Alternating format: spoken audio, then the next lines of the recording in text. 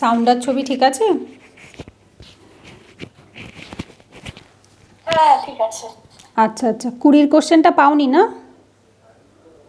20টা আছে, মানে আমাকে একটু খুঁজতে হবে আর কি। আচ্ছা আচ্ছা, এটা 19-এর কোশ্চেন, হ্যাঁ কিন্তু খুলছে না কেন কোশ্চেনটা? দাঁড়া আমি দেখছি, আরেকবার চেষ্টা করছি পাঠাতে। দাঁড়া। এটা কী সব অদ্ভুত টাইপের লেখা আসছে এখানে, কীরকম টাইপের লেখা আসছে একটা যেন।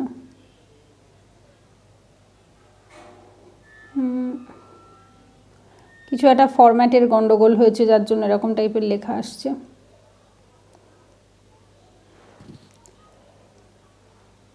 দাঁড়া আমি আরেকবার দেখছি। হ্যাঁ, তুমি একটা একটা করে পাঠাও তো, হয়তো মেবি দুটো একসাথে এসছে বলেও হয়তো হতে পারে, এরকম টাইপের আসছে ফরম্যাটটা। অ্যাকচুয়ালি আমার ড্রাইভে সেভ করা, তো আমি ড্রাইভ থেকে আরেকবার ডাউনলোড করলাম, তো তারপর পাঠাতে যাচ্ছি, মানে ডকুমেন্টস ওটা মানে পিডিএফটা শো করছে না। আমারও সেম তাই আসছে, ডকুমেন্টে পিডিএফটা খুলছে না, আমারও তাই হচ্ছে। অন্য অপশান থেকে খুলতে গেলে আবার এরকম অদ্ভুত টাইপের লেখা আসছে। সাপোর্ট নাও করতে পারে অনেক সময়। হ্যাঁ আমি দেখছি দাঁড়াও। দেখো, আসলে তুমি যেগুলো আগে পাঠিয়েছিলে সেগুলো ছিল, কিন্তু সমস্যা হচ্ছে আমার ওই ফোনটা এখন আর নেই, মানে পুরোনো ফোনে পাঠিয়েছিলে আর নতুন ফোনে কোথায় রেখেছি এখন খুঁজেও পাচ্ছি না, এতদিন হয়ে গেছে।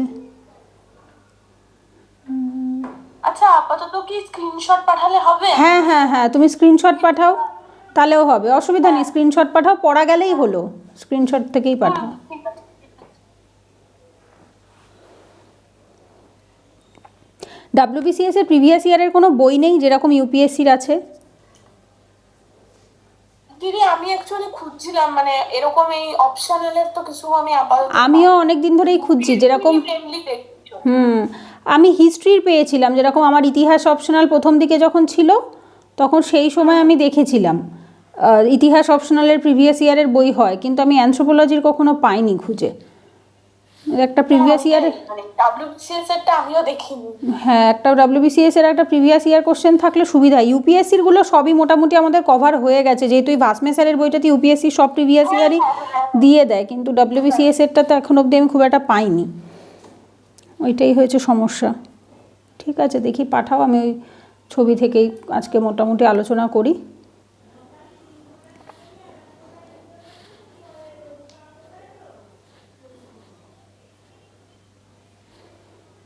দিদি দেরি করে ক্লাস শুরু করতে বললাম, কিছু মনে করলে না তো আমার? না না ঠিক আছে, অসুবিধা নেই, আমি বাড়িতেই ছিলাম। আসলে আমার ওই একটু মানে আমি তো ওই কলেজ থেকে আসছিলাম, তো আচ্ছা এবার এই আচ্ছা, বৃষ্টি হলে না খুব জ্যাম হয় রাস্তায়, এবার আসতে অনেকটা টাইম লাগে। আচ্ছা আচ্ছা, এমনি তোমার কলেজ কমপ্লিট হয়নি এখনও? 24-এ কমপ্লিট হবে? হ্যাঁ আমার 24শে জুনে কমপ্লিট হবে আচ্ছা আচ্ছা, ডিগ্রিটা। ডাব্লিউবিসিএস দিয়েছিলে তো এবছর? হ্যাঁ কেমন হয়েছে পরীক্ষা? খুব একটা ভালো। খুব একটা ভালো না? আমি দিয়ে এসেছি পরীক্ষাটা, মানে ভাবছি সেই কবের থেকে কি হয়েছে কে জানে, কোন শনি লেগেছে কোশ্চেনে, মানে রোজই কোনো না কোনো কারণে আমার মেলানোই হয় না, আমি দেখছি কালকে আমাকে মেলাতেই হবে, আমি সেই কবে থেকে কোশ্চেনটা এনে ওই ঘরে রেখে দিয়েছি, অ্যান্সার কি বেরিয়ে গেছে, আমি একটু অ্যান্সার কিটা দেখে যে মেলাবো, আমি সেই এখন অবধি মেলাবার টাইমও পেলাম না, মানে মনেই থাকে না, ভুলেই যাই। আমাকে কালকে হোক বা আজকে রাতে হোক যেভাবেই হোক একটু মেলাতে হবে, নাহলে আমি সেই অ্যান্সার কি বেরিয়ে গেছে কোন জন্মে আমি এখনও মেলাতে পারলাম না। 165টা মতো করেছিলাম, তা আমারও খুব যে ভালো হয়েছে তা না, লাস্টের দিকেরগুলো আমি আর মানে আসলে এখন আর মক টেস্ট দেই না, তো সমস্যা হয়ে গেছে ওইখানে, মক টেস্ট না দিয়ে হাত চলা মানে হাতটা চলে না, যার জন্য লাস্টের দিকে গিয়ে মনে হয় তখন 2টো বাজে, লাস্ট 30 মিনিটের ঘন্টাটা যখন পড়লো তখনও আমি 115 নাম্বার কোশ্চেনে দাঁড়িয়ে রয়েছি, মানে তো আমি লাস্টে দেখছি যে কি ব্যাপার এরকম, মানে 1 ঘন্টা, হ্যাঁ এরকম 45 মিনিট, 35-33ই হবে বোধ হয়, তখনও 115টা না 120 নাম্বার কোশ্চেনে রয়েছে, আর বাকি সব বাকি রয়েছে তখনও। তারপর যখন ঘন্টাটা পড়েছে আমি ভেবেছি কিরে কিসের ঘন্টা, তখন আমি জিজ্ঞেস করলাম, আর আসলে ঘড়ি ছিল না হাতে, তখন বলছে যে ম্যাডামটা যিনি গার্ড দিচ্ছিল তিনি বলছে 2টো বাজে আর 30 মিনিট বাকি। আমি যে কী, তখন দেখছি আমার তখনও প্রায় 85টা কোশ্চেন বাকি, সেগুলোকে আবার 85টা কোশ্চেন সলভ করাও বাকি, আবার ওএমআরে ফিল করাও বাকি। তারপর এত তাড়াহুড়া করে করেছি, তাতেও মানে লাস্ট অবধি লাস্টের প্রায় 15-20টা মতো পড়তেই পারিনি। আমি বুঝলাম যেটা অ্যাকচুয়ালি ওটা সমস্যা হচ্ছে ইসের জন্য, মানে যেহেতু মক টেস্টটা দেইনি হাতটা চলছে না। আচ্ছা তুমি পাঠিয়েছো না, দাঁড়াও, আচ্ছা আচ্ছা দাঁড়াও আমি দেখে নিই একটু। প্রথম এটা কোন সালের গো? 2019 না? হ্যাঁ 19-এর কোশ্চেন। ঠিক আছে, মোটামুটি পড়া যাচ্ছে, অসুবিধা হচ্ছে না। আচ্ছা, ফার্স্ট কোশ্চেনটা বলছে গ্রুপ এ, 1 নম্বরে বলছে define linguistic anthropology and discuss its importance in anthropology. এই কোশ্চেনটার আগেও আমরা আলোচনা করেছি, এটা পারবে লিখতে, মোটামুটি অসুবিধা হবে না। Give an account of the linguistic group of India and their distributions with suitable example of 2 ethnic population from each of the linguistic group. দুটো দিতে বলেছি ইন্ডিয়ার থেকে লিঙ্গুইস্টিক গ্রুপে, এটাও তোমরা আমাদের ক্লাসে আলোচনা হয়েও ছিল, লিঙ্গুইস্টিক গ্রুপ কী কী রয়েছে ইন্ডিয়াতে, সেগুলো তার ভেতর থেকে দুটো লিখতে হবে, সবকটা না, তাদের কী কী বৈশিষ্ট্য রয়েছে সেইগুলো। Write a note on a variation of the head shape of any one of the linguistic group of India. হেডের যে স্কালগুলো পাওয়া গেছিলো সেটা শেপের ওপর বেস করে এটা লিখতে বলেছে, মানে যেহেতু ব্রেন যত বড় হতো তত ওদের ব্রেন, ওই যে ব্রোকা অ্যান্ড ভার্নিকা যে সেকশনটা ছিল সেটা ডেভেলপ হতো, আর সেটা ডেভেলপ হলে পরে ওদের ডিফারেন্ট ল্যাঙ্গুয়েজ বা ডিফারেন্ট কম্প্রিহেনশন, বোধগম্য হওয়ার যে ক্ষমতা, তো সেগুলো আসতো। তো মোটামুটি এটা ইজি কোশ্চেন, এটা পারবে লিখতে, অসুবিধা হবে না। এটা 30 নম্বরের কোশ্চেন। তারপরটা বলছে give an account of the health and disease in relation two communicable non communicable disease. এটাও আমরা করেছি, কমিউনিকেবল নন কমিউনিকেবল ডিজিজের একটা আলাদা সেকশন বা চ্যাপ্টারই ছিল। যদি পার্টিকুলার কোনো কোশ্চেনের ধরো মনে হচ্ছে যে ভালো লেখা নেই, ঠিক আছে, ধরো কোশ্চেনটা আমরা আলোচনা করেছি বাট নোটটা ভালো দেওয়া নেই, বা নোটটা হয়তো তোমার মনে হচ্ছে আরেকটু বেটার হলে ভালো হয়, তাহলে আমাকে জানাবে যে দিদি এই টপিকটার নোটটা একটু বেটার হলে ভালো হতো, বা এই টপিকটার লেখাটা আর একটু অন্য কোনো নোট দিলে ভালো হতো। তাহলে আমার কাছে নোট এখন এই মুহূর্তে অ্যাভেলেবেল আছে, শর্ট নোট, ঠিক আছে। তো কোন টপিকটার লাগবে, যদি এরকম কোনো টপিক থাকে যে ধরো যে নোটটা আর একটু ভালো হলে তোমার সুবিধা হয়, তাহলে আমাকে জানাবে, আমি তাহলে সেটা দিয়ে দেবো পিডিএফ করে, ঠিক আছে। ঠিক আছে দিদি, বলছি যে মানে আগে যে কোয়েশ্চেনগুলো ডিসকাশন করেছিলাম না ডব্লিউবিসিএস, ওই কয়েকটা যে তুমি বলেছিলে নোট করে নিতে, হ্যাঁ হ্যাঁ, কয়েকটা ছিল যেগুলো মানে ইয়েতেই ছিল না, বইয়েই ছিল না, ঠিক ঠিক। হ্যাঁ, তো ওইগুলো তাহলে কি করব, মানে এগুলো পাবো কোথা থেকে, মানে আমার তো সেরকম রেফারেন্স হিসেবে আচ্ছা আচ্ছা, না সেটা ঠিক আছে, ওটা আমি তাহলে দিয়ে দেবো আপাতত। তাহলে তুমি একটা কাজ করো, ওটা তো আমি দেখছি, বাড়িতে প্রিভিয়াস ইয়ার কোশ্চেনগুলো নিজেও মানে আজকে দিলে দাও, মানে এরকম কোনো ব্যাপার নেই যে এক্ষুনি দিতে হবে। আচ্ছা আচ্ছা, ঠিক আছে, এমনি অসুবিধা নেই। তুমি এমনি একটা কাজ করো, যে কটা লিখে পাঠিয়েছিল ওইগুলো আমি আমার যে বই দুটো রয়েছে আমি সেখান থেকে একবার খুঁজছি, নতুন নোটের যে বইটা রয়েছে, তো সেখান থেকে একবার খুঁজছি, যদি পেয়ে যাই আমি ওখান থেকে পিডিএফ করে পাঠিয়ে দেবো। আর তুমি আপাতত নেক্সট যে কোশ্চেনগুলো রয়েছে ডাব্লিউবিসিএস এর, ইউপিএসসির কোশ্চেন মোটামুটি আমাদের আলোচনা সবই হয়ে গেছে, ডাব্লিউবিসিএস এর যে কোশ্চেনগুলো রয়েছে সেই কোশ্চেনগুলো বাড়িতে একবার এমনি চোখ বোলাতে থাকো, সলভ করতে হবে না, জাস্ট চোখ বোলাও। যদি কোনো নতুন কোশ্চেন পাও, ঠিক আছে, যদি সেখান থেকে কোনো নতুন কোশ্চেন পাও, সেই কোশ্চেনটা একটা জায়গায় জট ডাউন করে লিখে পাঠিও, আমি তাহলে যে বই থেকে খুঁজবো আমি তাহলে তার সাথে ওই কোশ্চেনগুলোও খুঁজে দেবো, ঠিক আছে, তাহলে কাজটা অনেক বেশি ইজি হয়ে যাবে। তাহলে যে যে কোশ্চেনগুলো আমাদের মানে ডিসকাশনটাও মানে যতটা হলো, মানে দুটো ক্লাস হবে, মানে আজকের ক্লাসটা আর পরের ক্লাসটা হলো, দেন বাকি যেগুলো আমি পেলাম সেগুলো আমাকে পাঠিয়ে দিও, আমি তাহলে, হ্যাঁ এক্স্যাক্টলি, তুমি আমাকে পাঠিয়ে দিও, আমি তাহলে যে নোটগুলো মানে যেগুলো পেলাম না আমি ওগুলো বই থেকে খুঁজবো, খুঁজে তারপর আমি পিডিএফ ফরম্যাট করে পাঠিয়ে দেবো তাহলে নোটগুলো, ঠিক আছে। এর পরের কোশ্চেনটা আমি বলছি, discuss the association of socio demographic variables and communicable and non communicable disease with suitable example. মানে সামাজিক এবং অর্থনৈতিক বা পপুলেশন, ডেমোগ্রাফিক মানে পপুলেশন, সামাজিক এবং পপুলেশন জনিত যে কারণগুলো থাকে, যেমন ওভার পপুলেটেড হয়ে গেলে সেখানে নন কমিউনিকেবল ডিজিজ দুটোই হয়ে থাকে, তো সেইটাই বলেছে যে কী কী এক্সাম্পলের সাথে আমরা দিতে পারি। যেমন ধরো ওই বেশি নোংরা গার্বেজ একটা জায়গায় স্তূপ করে রাখলে সেখান থেকে তোমার মাছি বসে, এবং সেখান থেকে কী যেন ওগুলোকে বলে, কী যেন একটা বলে না, ওটাকে মাছিজনিত রোগ হয়, যেটা পেট খারাপ হয়, আমাশা, তারপরে হচ্ছে কলেরা, এই জাতীয় যে রোগগুলো থাকে, তো সেইগুলোর কথাই বলছে। এগুলো কমিউনিকেবল ডিজিজের মধ্যে এক্সাম্পল দিয়ে একটু আলোচনা করতে বলছে। Enumerate briefly the effect of vitamins deficiency in nutrition. এটাও আমরা পড়েছি কী কী ভিটামিনের ডেফিসিয়েন্সি হয়, আর তার একটা চার্ট ছিল, এগুলো খুব common question. Give an account of Darwin theory of organic evolution, আমরা পড়েছি organic evolution. Discuss the evolutionary biology with reference to the skull in the context of human evolution. হ্যাঁ, স্কালের কীভাবে চেঞ্জেস এসছে, খুলিগুলো কীভাবে বদল এসছে over the period of time, এটাও আমরা পড়েছি। Briefly enumerate the neutral theory of evolution. Neutral theory কি পড়েছি কখনো? এখন হতে পারে অনেক দিন হয়ে গেছে, অনেক দিন কেন, মাস হয়ে গেছে, তো আমি নিজেও ভুলে গেছি হয়তো। হ্যাঁ, নিউট্রাল থিওরিটা মনে হচ্ছে নতুন, তবু একটু লিখে রাখো। হ্যাঁ, নিউট্রাল থিওরিটা মনে হচ্ছে নতুন, আমিও মনে হয় না পড়েছি, কারণ পড়লে তো মনে থাকতো। তবে মানে টার্মটা অ্যাটলিস্ট মনে থাকতো, সেটা না মনে থাকতো। তবু লিখে রাখো, আমি পরে যখন বই থেকে খুঁজবো তাহলে আমার সুবিধা হবে, যদি একান্তই থাকে তো ভালো, না থাকলে দিয়ে দেবো।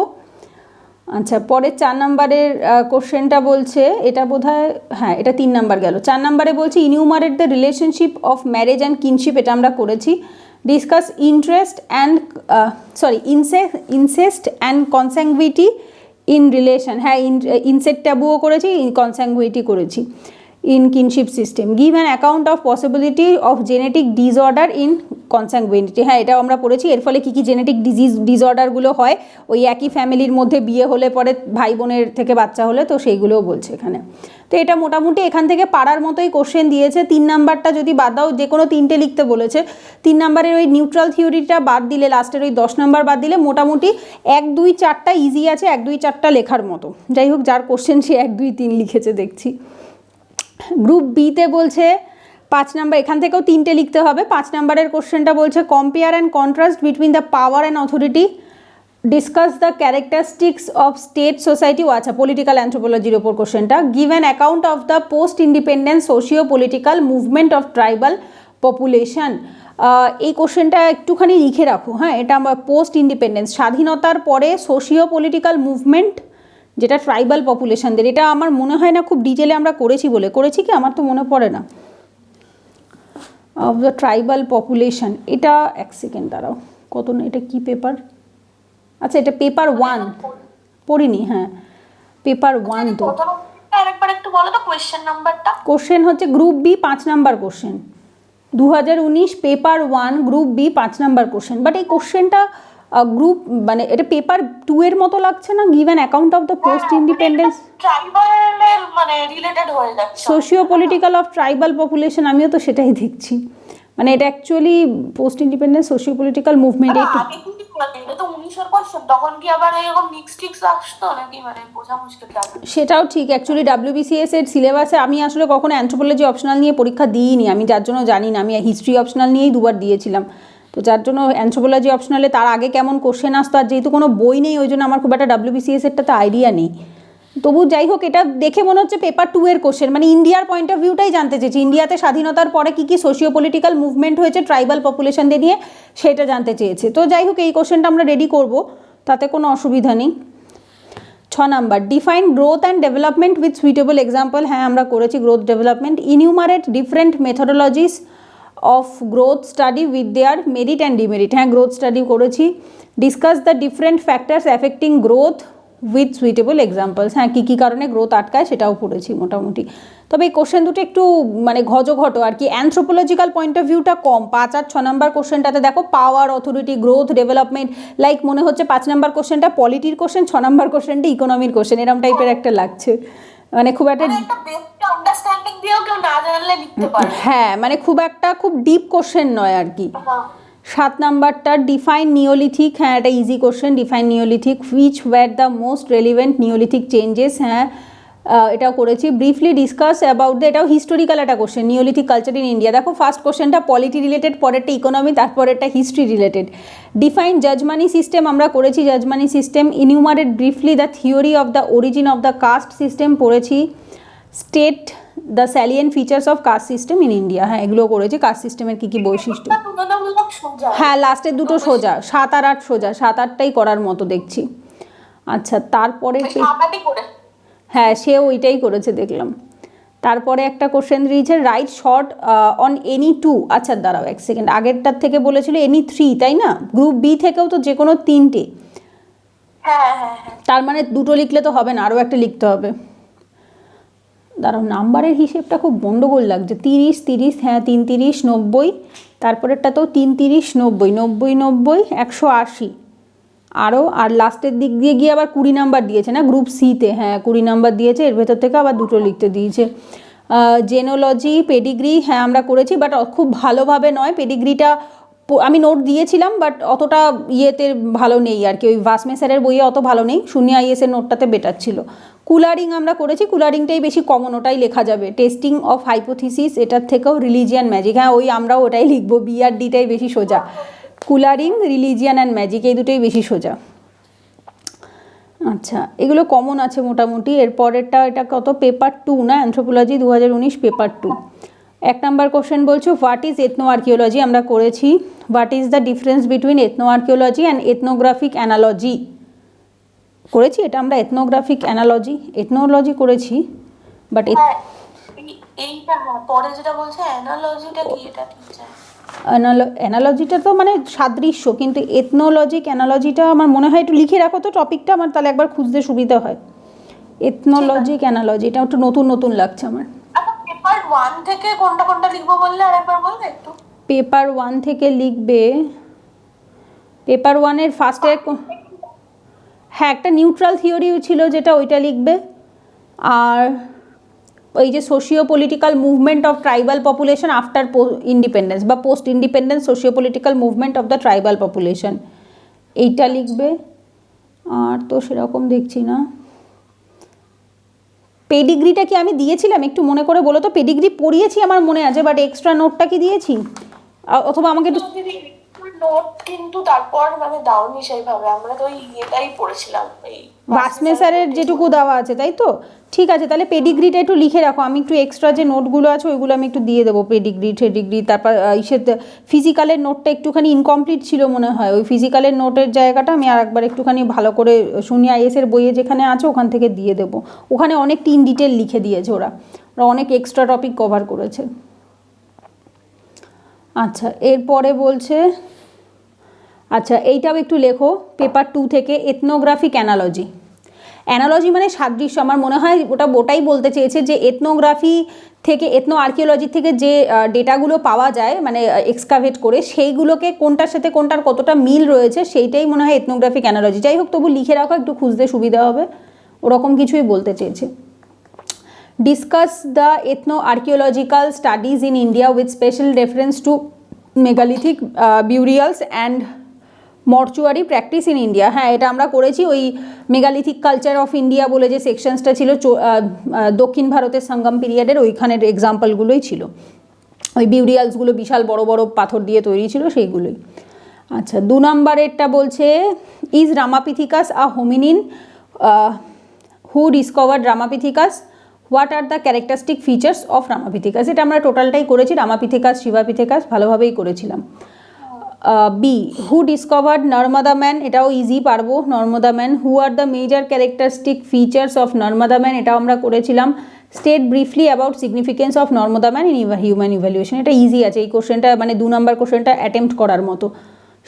নর্মদা ম্যানও করেছি, রামাপিথিকাসও করেছি। Define the term demography, compare and contrast between the demography and population studies, rates and ratios, fertility and fecundity, mortuary and morbidity, সবকটাই আমাদের করা আছে। এটা আমরা আই থিঙ্ক লাস্টের দিকটাতেই করেছিলাম ফিজিক্যালের। হ্যাঁ ডেমোগ্রাফি পপুলেশন স্টাডি করেছি, আই থিঙ্ক রেটস আর রেশিওটা করিনি যতদূর মনে হয়, তবু একটা আন্দাজ আছে, রেশিও অনুপাত, আর রেট হচ্ছে পার্সেন্টেজকে বলা হয়ে থাকে, যে কোনো পপুলেশন রেট মানে হচ্ছে কত হারে পপুলেশন বাড়ছে, আর রেশিও হচ্ছে পুরুষ এবং মহিলার যদি কম্প্যারিজন করা হয় তাহলে সেটাকে আমরা রেশিও বলে থাকি, বা হচ্ছে বাচ্চা বড়দের সাথে যদি কম্পেয়ার করা হয়, কোনো কিছুতে কম্প্যারিজন থাকলে তখনই এক প্রপোর্শন থাকলে তবেই রেশিও হয়। তো এটা তবু একটু লিখে রাখতে পারো, বিকজ রেটস অ্যান্ড রেশিও আমরা যতদূর মনে হয় আমি করাইনি, কখনো আমি বইয়ে পাইও নি, এটা একটু লিখে রাখো। 3-এর বি রেটস অ্যান্ড রেশিও, এটা লেখো। আচ্ছা 4-এর এ বলছে define great and little tradition, আমরা করেছি। Give an account of the Redfield concept of civilization, এগুলো একদম শুরুর দিকেই করেছিলাম। বিতে বলছে what do you mean by sanskritization করেছি। What are the characteristics of sanskritization করেছি। Discuss the different models of sanskritization and suitable example, হ্যাঁ এটা আমরা ডিটেলেই করেছি, সোজা আছে সংস্কৃতাইজেশন, আমরা ডিটেলেই পড়েছিলাম। আচ্ছা right a short notes on any of the 2 following, আছে এখানে একটু অন্যরকমভাবে আসে, এটাতে 20 নাম্বার করে রয়েছে, দুটোতে লিখলে 40। Concept of SC and ST লাস্টের দিকেই করলাম, ট্রাইবালের সময় করেছি কনসেপ্ট অফ এসসি এসটি, এটা পারবেও এমনিতেও। Development of village study in India করেছি। হেলথ অ্যান্ড হিউম্যান রাইটস, এটা ডিরেক্টলি বোধহয় মনে হয় করিনি, বাট এটা কমন সেন্সে এটা লেখা যাবে, অসুবিধা হবে না, কারণ এটা জিএস পেপার 1-এর মধ্যেও খানিকটা কানেক্টেড হয় আর কি। হ্যাঁ হেলথ আমরা পড়েছি, হেলথ তার সাথে মানবিক অধিকার কীভাবে কানেক্ট হয় সেটাও জানি, কারণ একটা মানুষের শরীর সুস্থ না থাকলে তার মানবিক অধিকার এমনিই সে পাবে না, সো সেই হিসেবে লেখা যায়। যাই হোক দুটো লিখতে হবে। Socio cultural dimensions of health, হ্যাঁ, এটাও আমরা পড়েছিলাম যে টাকা রোজগার না থাকলে খাবার না পেলে পরে সে কোথার থেকে ওষুধ কিনে খাবে, তো সেই জায়গাগুলো আমাদের কমপ্লিট করা ছিল সোশিও কালচারাল ডাইমেনশন। ঠিক আছে, এখানে খুব একটা কঠিন কিছু দেয়নি। গ্রুপ বিতে বলছে define tribe, what is ethnicity, tribe পড়েছি, এথনিসিটি পড়েছি, right a brief note on Jharkhand movement. এটা একটু লিখে রাখো, ঝাড়খণ্ড মুভমেন্ট। ঝাড়খণ্ড মুভমেন্ট যতদূর মনে হয় আমরা পড়িনি, তাই না? না না। ঝাড়খণ্ড ট্রাইবাল মুভমেন্ট এইভাবে লিখে রাখো, তাহলে মনে থাকবে। Jharkhand tribal movement. আমার কাছে অনেক নোট আছে, আসলে এতদিন ধরে মানে অ্যানথ্রোপোলজিটা পড়া হয়ে গেছে, পড়া ধরা হয়নি, মানে যার জন্য আমার নিজেরও আর ডিভিশন হয়নি। এখন দেখছি অনেক টপিকই টুকটাক বাদ চলে গেছে। আসলে প্রিলিমস সামনে, এই পাশে প্রিলিমস, ও পাশে প্রিলিমস, সারা জীবন শুধু প্রিলিমস। একটা অদ্ভুত লাগে, মানে একবার WBCS একবার UPSC, হ্যাঁ, আরে এই আবার জুনে হবে, এই মেতে হবে, মে 26শে মে। দেবো কিনা আমার ভয় লাগছে, আমি দেবো না ভাবছি। না, ফর্ম ফিল আপ তো হবে ফেব্রুয়ারির থেকে মনে হয় শুরু হবে form fill up. Form fill up করে রেখো, দেবে কি দেবে না এক্সামের দুদিন আগে ডিসাইড করবে। আমি প্রত্যেক বছরই এটাই করতাম, যে ফর্মটা ফিল আপ করে রাখি, বাই চান্স যাতে পরে আফসোস না হয় যে হ্যাঁ প্রিপারেশন ছিল বাট স্টিল যেতে পারলাম না। ওই জন্য ফর্মটা ফিল আপ করে রাখবে, কারণ ফর্ম ফিল আপ করলে অ্যাটেম্প্ট কাউন্ট হয় না। এক্সামে গিয়ে তুমি যদি সই করো তবেই অ্যাটেম্প্ট কাউন্ট হবে। তো সুতরাং ওই এক্সামের আগের দিন রাত্রিবেলা ডিসাইড করবে। যদি দেখো যে লাস্ট 3-4 মাসে ভালোভাবে পড়াশোনা হয়েছে, একটা কনফিডেন্স আসছে, যাবে। আর যদি দেখো যে না, কনফিডেন্স আসছে না বা ভালো লাগছে না, যাবে না। 7 নাম্বার কোশ্চেনটা বলছে হোয়াট ইজ সাস্টেনেবল ডেভেলপমেন্ট। এটা আমরা পড়েছি। What are the major cultural factors of sustainable development. হ্যাঁ, জানি এটা আমরা, কারণ এই কোশ্চেনটা একদম ইকোনমি আর হচ্ছে এনভায়রনমেন্টের সাথে কানেক্টেড করে দিয়েছে। এটা খুব একটা অ্যানথ্রোপোলজির মতো নয়। Write a brief note on role of anthropology in the development. কীভাবে অ্যানথ্রোপোলজিকে কাজে লাগানো যেতে পারে, যেখানে আমরা পড়েছিলাম সেই অ্যাকশন অ্যানথ্রোপোলজি, আর হচ্ছে আর একটা ছিল কি যেন, দুটো অ্যানথ্রোপোলজি ছিল, কী কী, একটা অ্যাকশন আর একটা অ্যাপ্লাইড অ্যানথ্রোপোলজি। তো এই অ্যাপ্লাইড অ্যানথ্রোপোলজির মধ্যে এটা আমরা পড়েছিলাম যে কীভাবে সরকারের যে প্রজেক্টগুলো থাকে সেখানে কোনো অ্যানথ্রোপোলজিস্ট চাইলে নিজেও ডিরেক্টলি জয়েন করতে পারে, বা সে তার নলেজ দিয়েও হেল্প করতে পারে ডেভেলপমেন্টে। তো এটা মোটামুটি আমরা পারবো, কঠিন কিছু নয়। Right short note on the geographical distribution of ABO blood group in Indian tribe. এটা পড়েছিলাম যে ABOটা ইন্ডিয়ান ট্রাইবদের মধ্যে বেশি দেখা যায়, কাদের মধ্যে কোন গ্রুপটা বেশি ছিল সেটা একটা চার্ট মতোও ছিল। Economic distribution of Indian tribe, এটা একটুখানি লিখে রাখো। Economic distribution of Indian tribe, মনে হয় এটা আমরা করিনি। অর্থনৈতিকভাবে কোন ট্রাইবরা কোন কাজের সাথে যুক্ত ইন্ডিয়াতে, সেইটা বোধহয় করা নেই। ঠিক আছে, এটা একটু লেখো। Economic tribes, economic distribution of Indian tribes. Tribe and nation state, tribal administration, impact of Hinduism, এগুলো করেছি। Concept of ethnicity, social change and contemporary tribal society, tribal situation in India, problems of tribal. এইখান থেকে আমি কিছু কিছু extra information একটু দেবো। ওই ট্রাইবাল সিচুয়েশন ইন ইন্ডিয়া যেগুলো রয়েছে, development of anthropology in India, এইখান থেকে পেপার 2 এর নোটটা একটুখানি এখান থেকে এক্সট্রা দিতে হবে। ঠিক আছে, আমি দেখি PDF আজকে রাত্রিবেলা বসে বানাবো, কিছু কিছু বানিয়ে পাঠিয়ে দেবো। ট্রাইবেরটা আগে দিচ্ছি, যেহেতু রবিবারে পরীক্ষা আছে, ট্রাইবের যে নোটগুলো একটু বাকি আছে ওইগুলো তাহলে আজকে দিয়ে দেবো। আচ্ছা, আর কোশ্চেন আছে? দাও, থাকলে দাও দেখি। 2019-এরটা তো হয়ে গেছে, বেশি তো। হ্যাঁ, থাকলে দাও। আসলে 2020-টা আছে, আমি একটু কনফিউজ হয়ে গেছিলাম, তার কারণে এটা প্রিন্টে লেখা আছে 2021, বাট অ্যাকচুয়ালি ওটা 2020 কোশ্চেন। আচ্ছা আচ্ছা, কারণ 21-এরটা তো এর আগে একদিন আমরা আলোচনা করেছিলাম। না, এখন নয় ওটা, কারণ আমি একটা এই সাইডে দেখলাম, এই উপরে লেখা আছে 20, বাট মিডিলটাতে লেখা আছে 21, মানে ওটা টাইপিং মিস্টেক হয়েছে। আচ্ছা আচ্ছা, ওটা পাঠাবো। দাঁড়াও, আমি ওই জন্য কি হলো, দুটো বাই 21-এর কোশ্চেন কি করে? 21-এর আমরা একটা আলোচনা করেছিলাম, সেটার ফার্স্ট কোশ্চেন ছিল বোধহয় discuss the relevance of linguistic anthropology in the context of discipline in the humanities and social science, এইটাই পড়েছিলাম মনে হয়। হ্যাঁ, ওটা 21-এর, আর এটা এখন যেটা পাঠালাম এটা 20। আচ্ছা দেখো, একটা জিনিস খেয়াল করো, 21-এর যে 1 নম্বরের কোশ্চেনটা আর 2019-এরও 1 নম্বরের কোশ্চেনটা সেম। লিঙ্গুইস্টিক অ্যানথ্রোপোলজির ওপর যে কোশ্চেনটা এসেছিলো, রিপিটেড কোশ্চেন কিন্তু। হ্যাঁ, তারপরে আমি 21-এর কোশ্চেনটা খুলে এখন দেখলাম বেশ কিছু কোশ্চেন রিপিটেড এসছে, বেশ। হ্যাঁ, 1 বছর না, এটা ইউপিএসসিতেও তাই। ইউপিএসসিতেও মানে তোমার GS এর কোশ্চেন কখনো রিপিট হবে না, প্রিলিমসের কোশ্চেনও রিপিট হবে না, কিন্তু অপশনালের কোশ্চেন সবসময় রিপিট হয়। অপশনালের কোশ্চেন সবসময় রিপিট হয় মোটামুটি। দাঁড়াও, আবার বলা যায় না কখন কি হবে ওদের। হ্যাঁ ইদানিং না বেসিক্যালি কি বলতো কোশ্চেনগুলো অনেকটা পুরনো তো 19-20 সালে তখন অনেক সোজা কোশ্চেন আসতো, বাট এখন আর সোজা কোশ্চেন আশা করা খুব মুশকিল ব্যাপার আর কি। 2023-24 যারা পরীক্ষা দেবে তাদের, 23 তো জানি না কি হবে না হবে, বাট যাই হোক 24 যারা এক্সাম দেবে তাদের জন্য অত সোজা কোশ্চেন আশা করাটাও ভুল আর কি। আচ্ছা এটা 20 কোশ্চেন, তাই তো। What are the difference between out of Africa and multi regional theories of human origin. আচ্ছা বুঝতে পেরেছি, মানে হচ্ছে যেটা আমরা পড়েছিলাম যে পার্টিকুলারলি এটা স্টার্ট হয়েছিল আফ্রিকানুসদের থেকে, আফ্রিকার থেকে।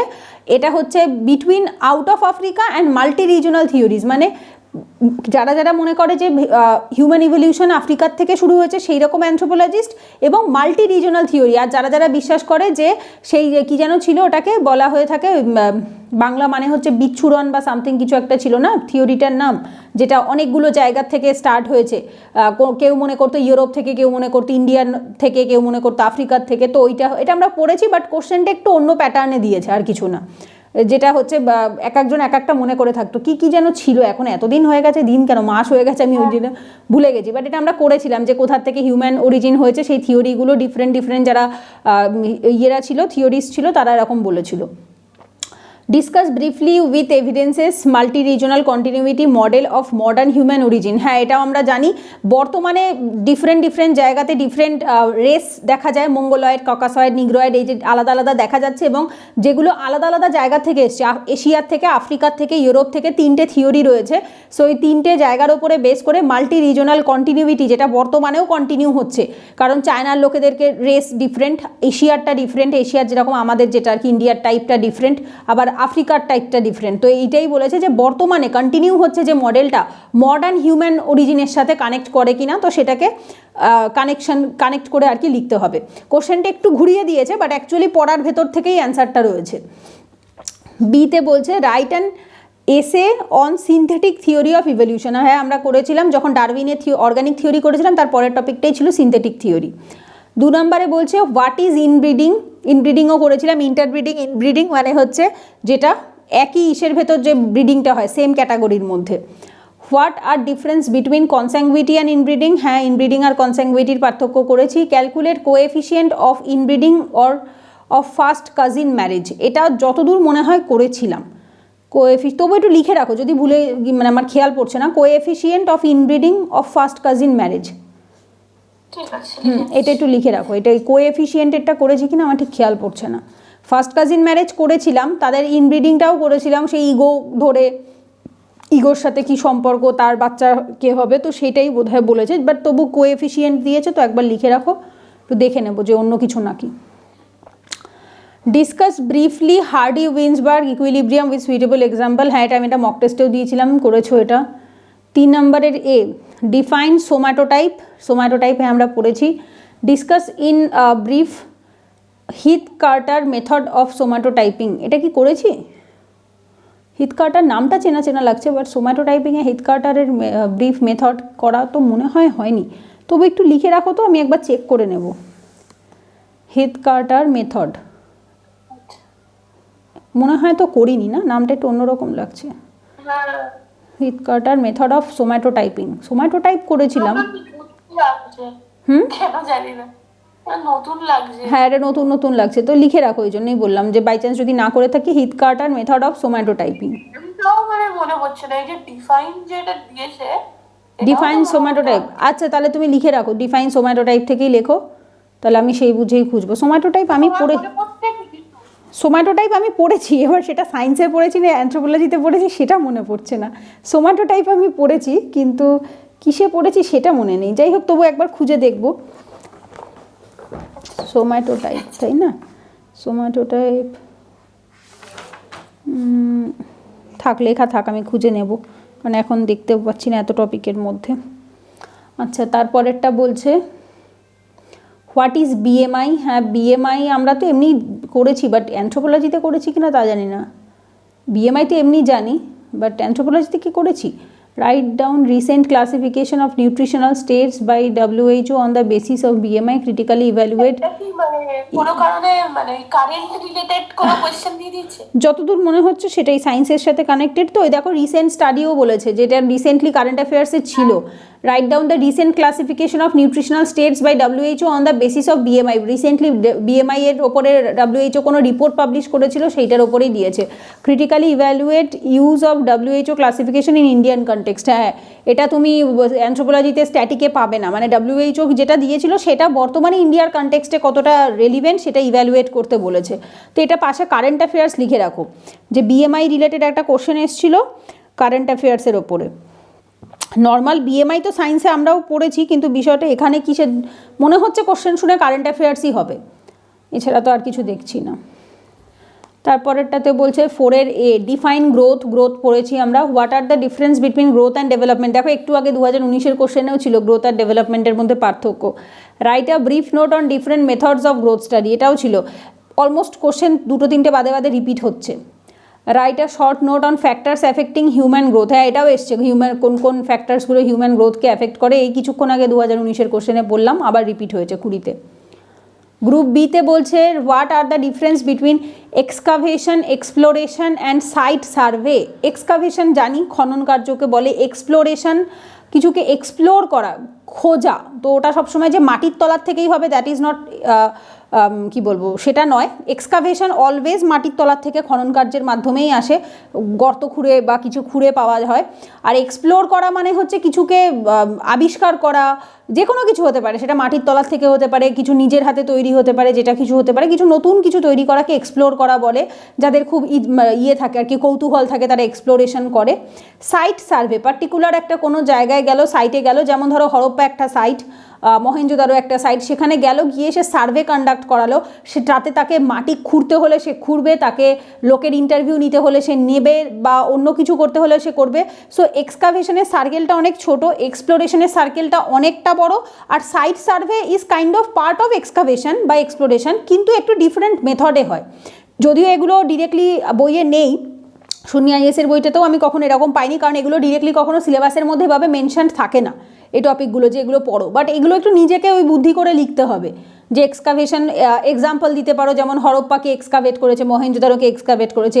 এক্সপ্লোরেশনের কিছু এক্সাম্পল দিতে পারো, যেমন ধরো এই যে রিসেন্ট যে সায়েন্সের যে নতুন টেকনোলজিগুলো ইনোভেট হচ্ছে, সেগুলোকে এক্সপ্লোরেশনের মধ্যে ধরা হয়। সাইট সার্ভে, যেমন কদিন আগে ধোলাভিরা আর হচ্ছে রাখিগাড়ি, এই দুটো জায়গাতে সাইট সার্ভে হয়েছে। তারপর এই দুটো জায়গাকে কি বলে ওটাকে ওয়ার্ল্ড হেরিটেজ সাইটে ডিক্লেয়ার করা হয়েছে। তো এরকম একটা ছোট ছোট সংজ্ঞা মতো লিখে তার একটু একটু করে এক্সাম্পল দিতে হবে, এইটাই আর কি। তবে এটা ডিরেক্টলি বইয়ে কোথাও মনে হয় না পাওয়া যাবে, কারণ এটা ডিরেক্টলি সিলেবাসের মধ্যের কোনো টপিক নয়, ঠিক আছে। ওই যাই হোক, নিজের বুদ্ধি দিয়ে আর কি লিখতে হবে অ্যান্সারটা। Right a brief note on method of C4 dating. আমরা পড়েছি কার্বন 14 ডেটিং, এটা C4 না 14 হবে বোধহয়, যাই হোক। Dating and it's application in anthropology. Right it's merit and demerits. হ্যাঁ, C14 আমরা পড়েছি, কার্বন 14 পড়েছি।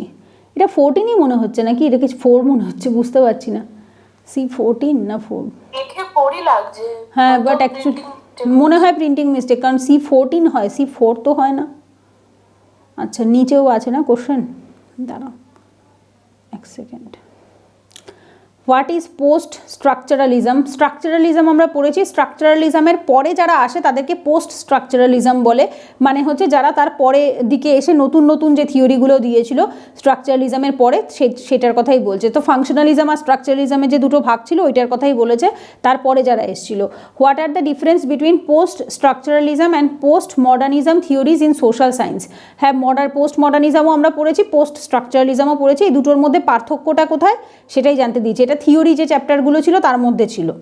What are major characteristic features of culture. কালচারও আমরা পড়েছিলাম, কালচার সিভিলাইজেশনের পার্থক্য কী কী কী বৈশিষ্ট্য ছিল সবটা পড়া আছে। 7 A বলছে ডিফাইন ম্যারেজ। হ্যাঁ, পড়েছি। What do you mean by preferential and prescribed form of marriage, পড়েছিলাম প্রেফারেন্সিয়াল আর prescribed. Discuss its different forms. হ্যাঁ, অনেকগুলো বিয়ের ভাগ ছিল, অনেক লম্বা লম্বা, তুমি পরীক্ষা দিয়েও ছিল, অনেক বেশি বেশি বড় বড় করে লিখেছিলে আমার মনে আছে। হ্যাঁ, বিয়ের অনেকগুলো টাইপ ছিল এখানে। কত লিখেছিলাম। হ্যাঁ, অনেক অনেক বড় একটা অ্যান্সার লিখেছিলে, মনে আছে আমার সেটা। সাতের বি বলছে ডিফাইন কিনশিপ, কিনশিপও পড়া আছে। What are the different types and major pattern of kinship system found world wide by Morgan. হ্যাঁ, মর্গান স্টাডি করেছিল পৃথিবীর কোথায় কোথায় কী কী ধরনের কিনশিপ রয়েছে, আত্মীয়তার সম্পর্ক। তো সেইখানে যে সম্পর্কগুলো বিয়ের মাধ্যমে হচ্ছিল সেইগুলো আর কি এখানে দেওয়া আছে। এগুলো লেখার সব থেকে ভালো হচ্ছে ওই জাস্ট ওই ইয়েগুলো এঁকে দাও, ডায়াগ্রামগুলো এঁকে দাও, কার সাথে কার বিয়ে হচ্ছে, first cousin marriage, second cousin marriage, বা হচ্ছে এইগুলোই কিনশিপের সব থেকে বেটার আর কি এক্সাম্পলের মধ্যে। আটের এ বলছে ডিফাইন অ্যানথ্রোপোলজি অফ রিলিজিয়ান। হ্যাঁ, রিলিজিয়ান আমরা পড়েছি। What are the basic functions of religion as relevant in present society. ঠিক আছে, বর্তমানে ধর্মের কি রেলিভেন্স রয়েছে, ঠিকই আছে। এটা ডিরেক্টলি তুমি বই থেকে ওভাবে পাবে না, বর্তমান সিচুয়েশনের সাথে কানেক্ট করে লিখতে হবে, কারণ এটা 2019 বা 20 যদি কোশ্চেন হয়, 20 কোশ্চেন হলে তখন এর ধর্মের সাথে কানেকশন একরকম ছিল, 2024 সালে 25 সালে ধর্মের সাথে কানেকশন আর এক রকম হবে। তো সেটা তোমাকে ওই মুহূর্তে দাঁড়িয়ে ধর্ম এখন কতটা গুরুত্বপূর্ণ রোল প্লে করে ইন্ডিয়াতে সেইটাকে মাথায় রেখে তারপর লিখতে হবে। বাট হ্যাঁ, অবভিয়াসলি এগুলো তো রিলিজিয়ান কাকে বলে সেটা তো লিখবে, তখন কী ধরনের রিলিজিয়ানের ফর্ম ছিল, বর্তমানে রিলিজিয়ানের ফর্মটা চেঞ্জ হয়েছে, তো সেইটা এখন কতটা রেলিভেন্স আছে, আগের যে ফর্মটা ছিল কতটা অবসোলেট হয়ে গেছে। যেমন ধরো সেই ট্যাবু যে ফর্মটা ছিল, তারপরে হচ্ছে টোটেম যেটা ছিল সেটা এখন অনেক অবসোলেট হয়ে গেছে, এখন সেই বলি প্রথা টোথা অতটা খুব একটা চলে না বা কমে গেছে। তো এই জিনিসগুলো একটু কম্পেয়ার করবে যে আগের রিলিজিয়ানটার প্যাটার্ন এরকম ছিল, বর্তমানে ইন্ডিয়াতে রিলিজিয়ানটা এইভাবে দেখা হয়, এবং আগে যখন রিলিজিয়ান স্টার্ট হয়েছিল তখন রিলিজিয়ানের মধ্যে কোনো রকম ওই হিন্দু মুসলিম খ্রিস্টিয়ান এইরকম ডিফারেন্স বা ভাগটা ছিলই না অ্যানথ্রোপোলজিতে যে রিলিজিয়ানটা আমরা পড়েছি। বাট বর্তমানে যে রিলিজিয়ানটা হয়ে গেছে সেটা এখন আলাদা আলাদা নামে আলাদা আলাদা ক্যাটাগরিতে হয়ে গেছে। তো তখন যেটা ছিল তখন সেটা ট্রাইবাল রিলিজিয়ানের ফর্মে ছিল, অ্যানিমিজম, অ্যানিটেমিজম এই ধরনের নামে ছিল। তো ওইটা একটু পার্থক্যটা করতে হবে যে তখনেরটা আর এখনেরটা। Write a short note on cultural ecology. হ্যাঁ, কালচারাল ইকোলজি আমরা পড়েছি। গ্রুপ সিতে বলেছে এটা মনে হয় দুটো কোশ্চেন লিখতে হবে, 10, 10, 20। এটা কী লেখা একটু বলো তো? Write a short note on any of the two. পরের পেজে আমি আরেকটা স্ক্রিনশট তুলেছি। ডাবল, আচ্ছা পরের পেজে তুলেছো, দাঁড়াও। হ্যাঁ, এই তো ডাবল বার্ডেন অফ ম্যালনিউট্রিশন করিনি না, এটা আমার নতুন লাগছে। ডাবল বার্ডেন এমনি আমি আন্দাজ করতে পারছি, ম্যালনিউট্রিশন মানে হচ্ছে পুষ্টির অভাব, অপুষ্টির জন্য যে ডাবল বার্ডেন মানে এক তো শারীরিকভাবে বার্ডেন থাকেই, আর একটা হচ্ছে অর্থনৈতিক বার্ডেনও হয় সমাজের ওপর, কারণ হচ্ছে যে লোকগুলি অসুস্থ হয় তাদের নিজস্ব কাজ করার ক্ষমতা কমে যায়, প্লাস হচ্ছে তারা নিজেদেরকে উচ্চশিক্ষিত করতে পারে না, যার ফলে তাদের সমাজে তারা সরকারের যদি তারা বেঁচেও থাকে, মারা গেলে তো একরকম, বাট যদি তারা বেঁচেও থাকে সরকারের সাবসিডির ওপর তাদেরকে নির্ভরশীল হয়ে বাঁচতে হয়, যেমন ধরো ওই ফ্রি রেশন, তারপরে আরও অনেক কিছু। তো পুষ্টিটা প্রথম বাচ্চার শরীর জন্ম থেকেই প্রয়োজন, কারণ যদি সে শারীরিকভাবে তো অসুস্থ হবে, অ্যাট দ্য সেম টাইম যদি তার ঠিকমতো খাবার না পায় তাহলে তার ভবিষ্যতে গিয়ে সে দেশকে কিছু দিতে পারবে না, উল্টে বরং সরকারের থেকে নিয়ে যাবে। সো এইটাই অ্যাকচুয়ালি এখানে মিনিংটা বোঝাতে চেয়েছে, বাট এটাকে একটু লিখতে হবে কারণ এটা আমরা কখনো বইয়ে পড়িনি। ম্যালনিউট্রিশন আমরা পড়েছি, but double burden of malnutrition বলতে এক্স্যাক্ট কী বোঝাতে চাইছে তবু কোশ্চেনটা লিখে রাখো, তাহলে একটা মাথায় থাকবে যে কোশ্চেনটা ছিল ডাবল বার্ডেন অফ ম্যালনিউট্রিশন। ওই যে যেটা আমরা পড়েছিলাম না, ফেমিনিজমের ওপর একটা বেস করে কোশ্চেন ছিল যে পুরুষ, ওইটাই জেন্ডার যখনই বলবে বুঝে যাবে এটা ওম্যান রিলেটেড কিছু বলছে, ঠিক আছে। অ্যানথ্রোপোলজি অফ জেন্ডার যেটা হচ্ছে মহিলাদের ওপরে বেস করেছিল, কী বেশ যেন মহিলাটির নাম ছিল, কাইট নাকি কিট এরকম একজনের, উনি আবার ডিটেলে থিওরিটা প্রোভাইড করেছিলেন যে তখন ফেমিনিজম আসার আগে মহিলাদের সিচুয়েশান কীরকম ছিল না ছিল, অ্যানথ্রোপোলজি কীভাবে চেঞ্জেস করলো, ওইটাই আর কি জানতে চেয়েছে। পার্টিসিপেন্ট অবজারভেশন আমরা করেছি, এটা কী টাইপের মধ্যে ছিল, কী পদ্ধতিতে অ্যাকচুয়ালি অ্যানথ্রোপোলজিস্টরা পার্টিসিপেট করতে পারে। টেস্টিং অফ হাইপোথিসিস মনে হয় করিনি না, এটা নতুন। হ্যাঁ, এটা একটু লিখে রাখো। নতুন লাগছে এটাই। করেছিও হাইপোথিসিস করেছি, বাট টেস্টিং অফ হাইপোথিসিস করেছি। এটা আগের পেপারটাতেও দিয়েছিল, তারাও এক মিনিট এর আগে 19-এর পেপারটাতেও মনে হয় দেখলাম এটা। তাই? কিন্তু 19-এর পেপারে তো আমি খেয়াল করলাম না। হ্যাঁ দেখো ওই যে শর্ট নোটেই দিয়েছে, সেম এই 19-এও দিয়েছে টেস্টিং অফ হাইপোথিসিস। 19-এর শর্ট নোটে? হ্যাঁ, গ্রুপ সিটা পেপার 1 পেপার 1 গ্রুপ সি আমি কেন পাচ্ছি না? ও আচ্ছা, হ্যাঁ, এই যে Kula ring, testing of hypothesis, religion and magic, but আমরা করিনি মনে হয় না এটা। হাইপোথিসিসটা পড়েছি, হাইপোথিসিস করেছি কি? এক্স্যাক্টলি কি? আমিও সেটাই ভাবছি, হাইপোথিসিস তো করেছি কিন্তু টেস্টিংটা কিসের, তবু লিখে রাখো টেস্টিং অফ হাইপোথিসিস, তাহলে মেবি হয়তো ওই হাইপোথিসিসের যে পদ্ধতিটা ওইটাই মনে হয় টেস্টিংটা জানতে চেয়েছে, মানে যে পদ্ধতিতে আর কি করা হতো সেইটাই হয়তো টেস্টিং। যাই হোক, তবু লেখা থাক, একবার চেক করে নেবো যে দুটোই সেম কিনা, সেম হলে তো অসুবিধা নেই। আচ্ছা, আর কোশ্চেন আছে, এটা মনে হয় কি পেপার 1? হ্যাঁ, এটা পেপার 1 গেল, পরে পেপার 2 আছে, এটা 20। আচ্ছা, এটা দাঁড়াও এক সেকেন্ড, কোন কোনগুলো পাঠালে? এটা 19 গেল, 20 পেপার 1, 20 পেপার 2। আচ্ছা, পরে পাঠিয়েছো না? আচ্ছা, দাঁড়াও। আচ্ছা, এখানে কি বলছে, briefly define the term SC ST OBC as laid in Indian constitution. এটা আমরা করেছি, এটা ডিরেক্ট কোশ্চেনই ছিল। আর এমনিতেও পলিটি পড়লেও এখানে পলিটিতেও ডিটেল থাকে। What are the constitutional safeguard for STs and constitutional provisions for of 5th and 6th schedule. হ্যাঁ, এটাও আমরা করেছি। 5th and 6th শিডিউলের ওপরেও একটা ডেডিকেটেড কোশ্চেন ছিল, এসটিদের জন্য কী কী কনস্টিটিউশনাল সেফগার্ড নেওয়া হয়েছে সেটাও ছিল। কমন কোশ্চেন, এটা পারবে লিখতে। Discuss critically the ideas of universalization parochialization, এটাও আমরা করেছি। এবং ট্রাইব প্রেজেন্ট কন্টিনাম, হ্যাঁ এটাও আমরা করেছিলাম। ট্রাইব পিজেন্ট কন্টিনাম, এটাও করেছিলাম। ইন আন্ডারস্ট্যান্ডিং ইন্ডিয়ান সিভিলাইজেশন, এটা common question. Discuss the present major problems of tribals of India in reference to land and forest. Land এনক্রোচমেন্টের যে ইস্যুটা ছিল ওখানে ডিসকাস করা ছিল, যে কীভাবে ডেভেলপমেন্টাল প্রজেক্টগুলো হচ্ছে যার জন্য ট্রাইবদের হাত থেকে জমি চলে যাচ্ছে, এক একটা জায়গার ট্রাইবদের এক এক রকম ইস্যুস চলছে। তো এটাও কমন আছে, এটা পারবে কোশ্চেনটা, এটাও ওই মোটামুটি ট্রাইবসের সাথেই কানেক্টেড। তবে একটা জিনিস দেখলাম, মনে হয় WBCS এর সিলেবাস কি তখন একটু আলাদা ছিল নাকি, মানে ট্রাইবের রিলেটেড কোশ্চেন পেপার, এটা কি পেপার 1 না পেপার 2? ওটাতে তো দেখলাম পেপার 1-এ ট্রাইবের কোশ্চেন এসছে, এটা মনে হয় পেপার 2-তেই এসছে। হ্যাঁ, এটা পেপার 2। হ্যাঁ, এটা পেপার 2, ঠিক আছে। আগে একটা কোশ্চেন দেখেছিলাম মনে হয় পেপার 1-এ এসেছিল, না তাহলে এটা ঠিক আছে।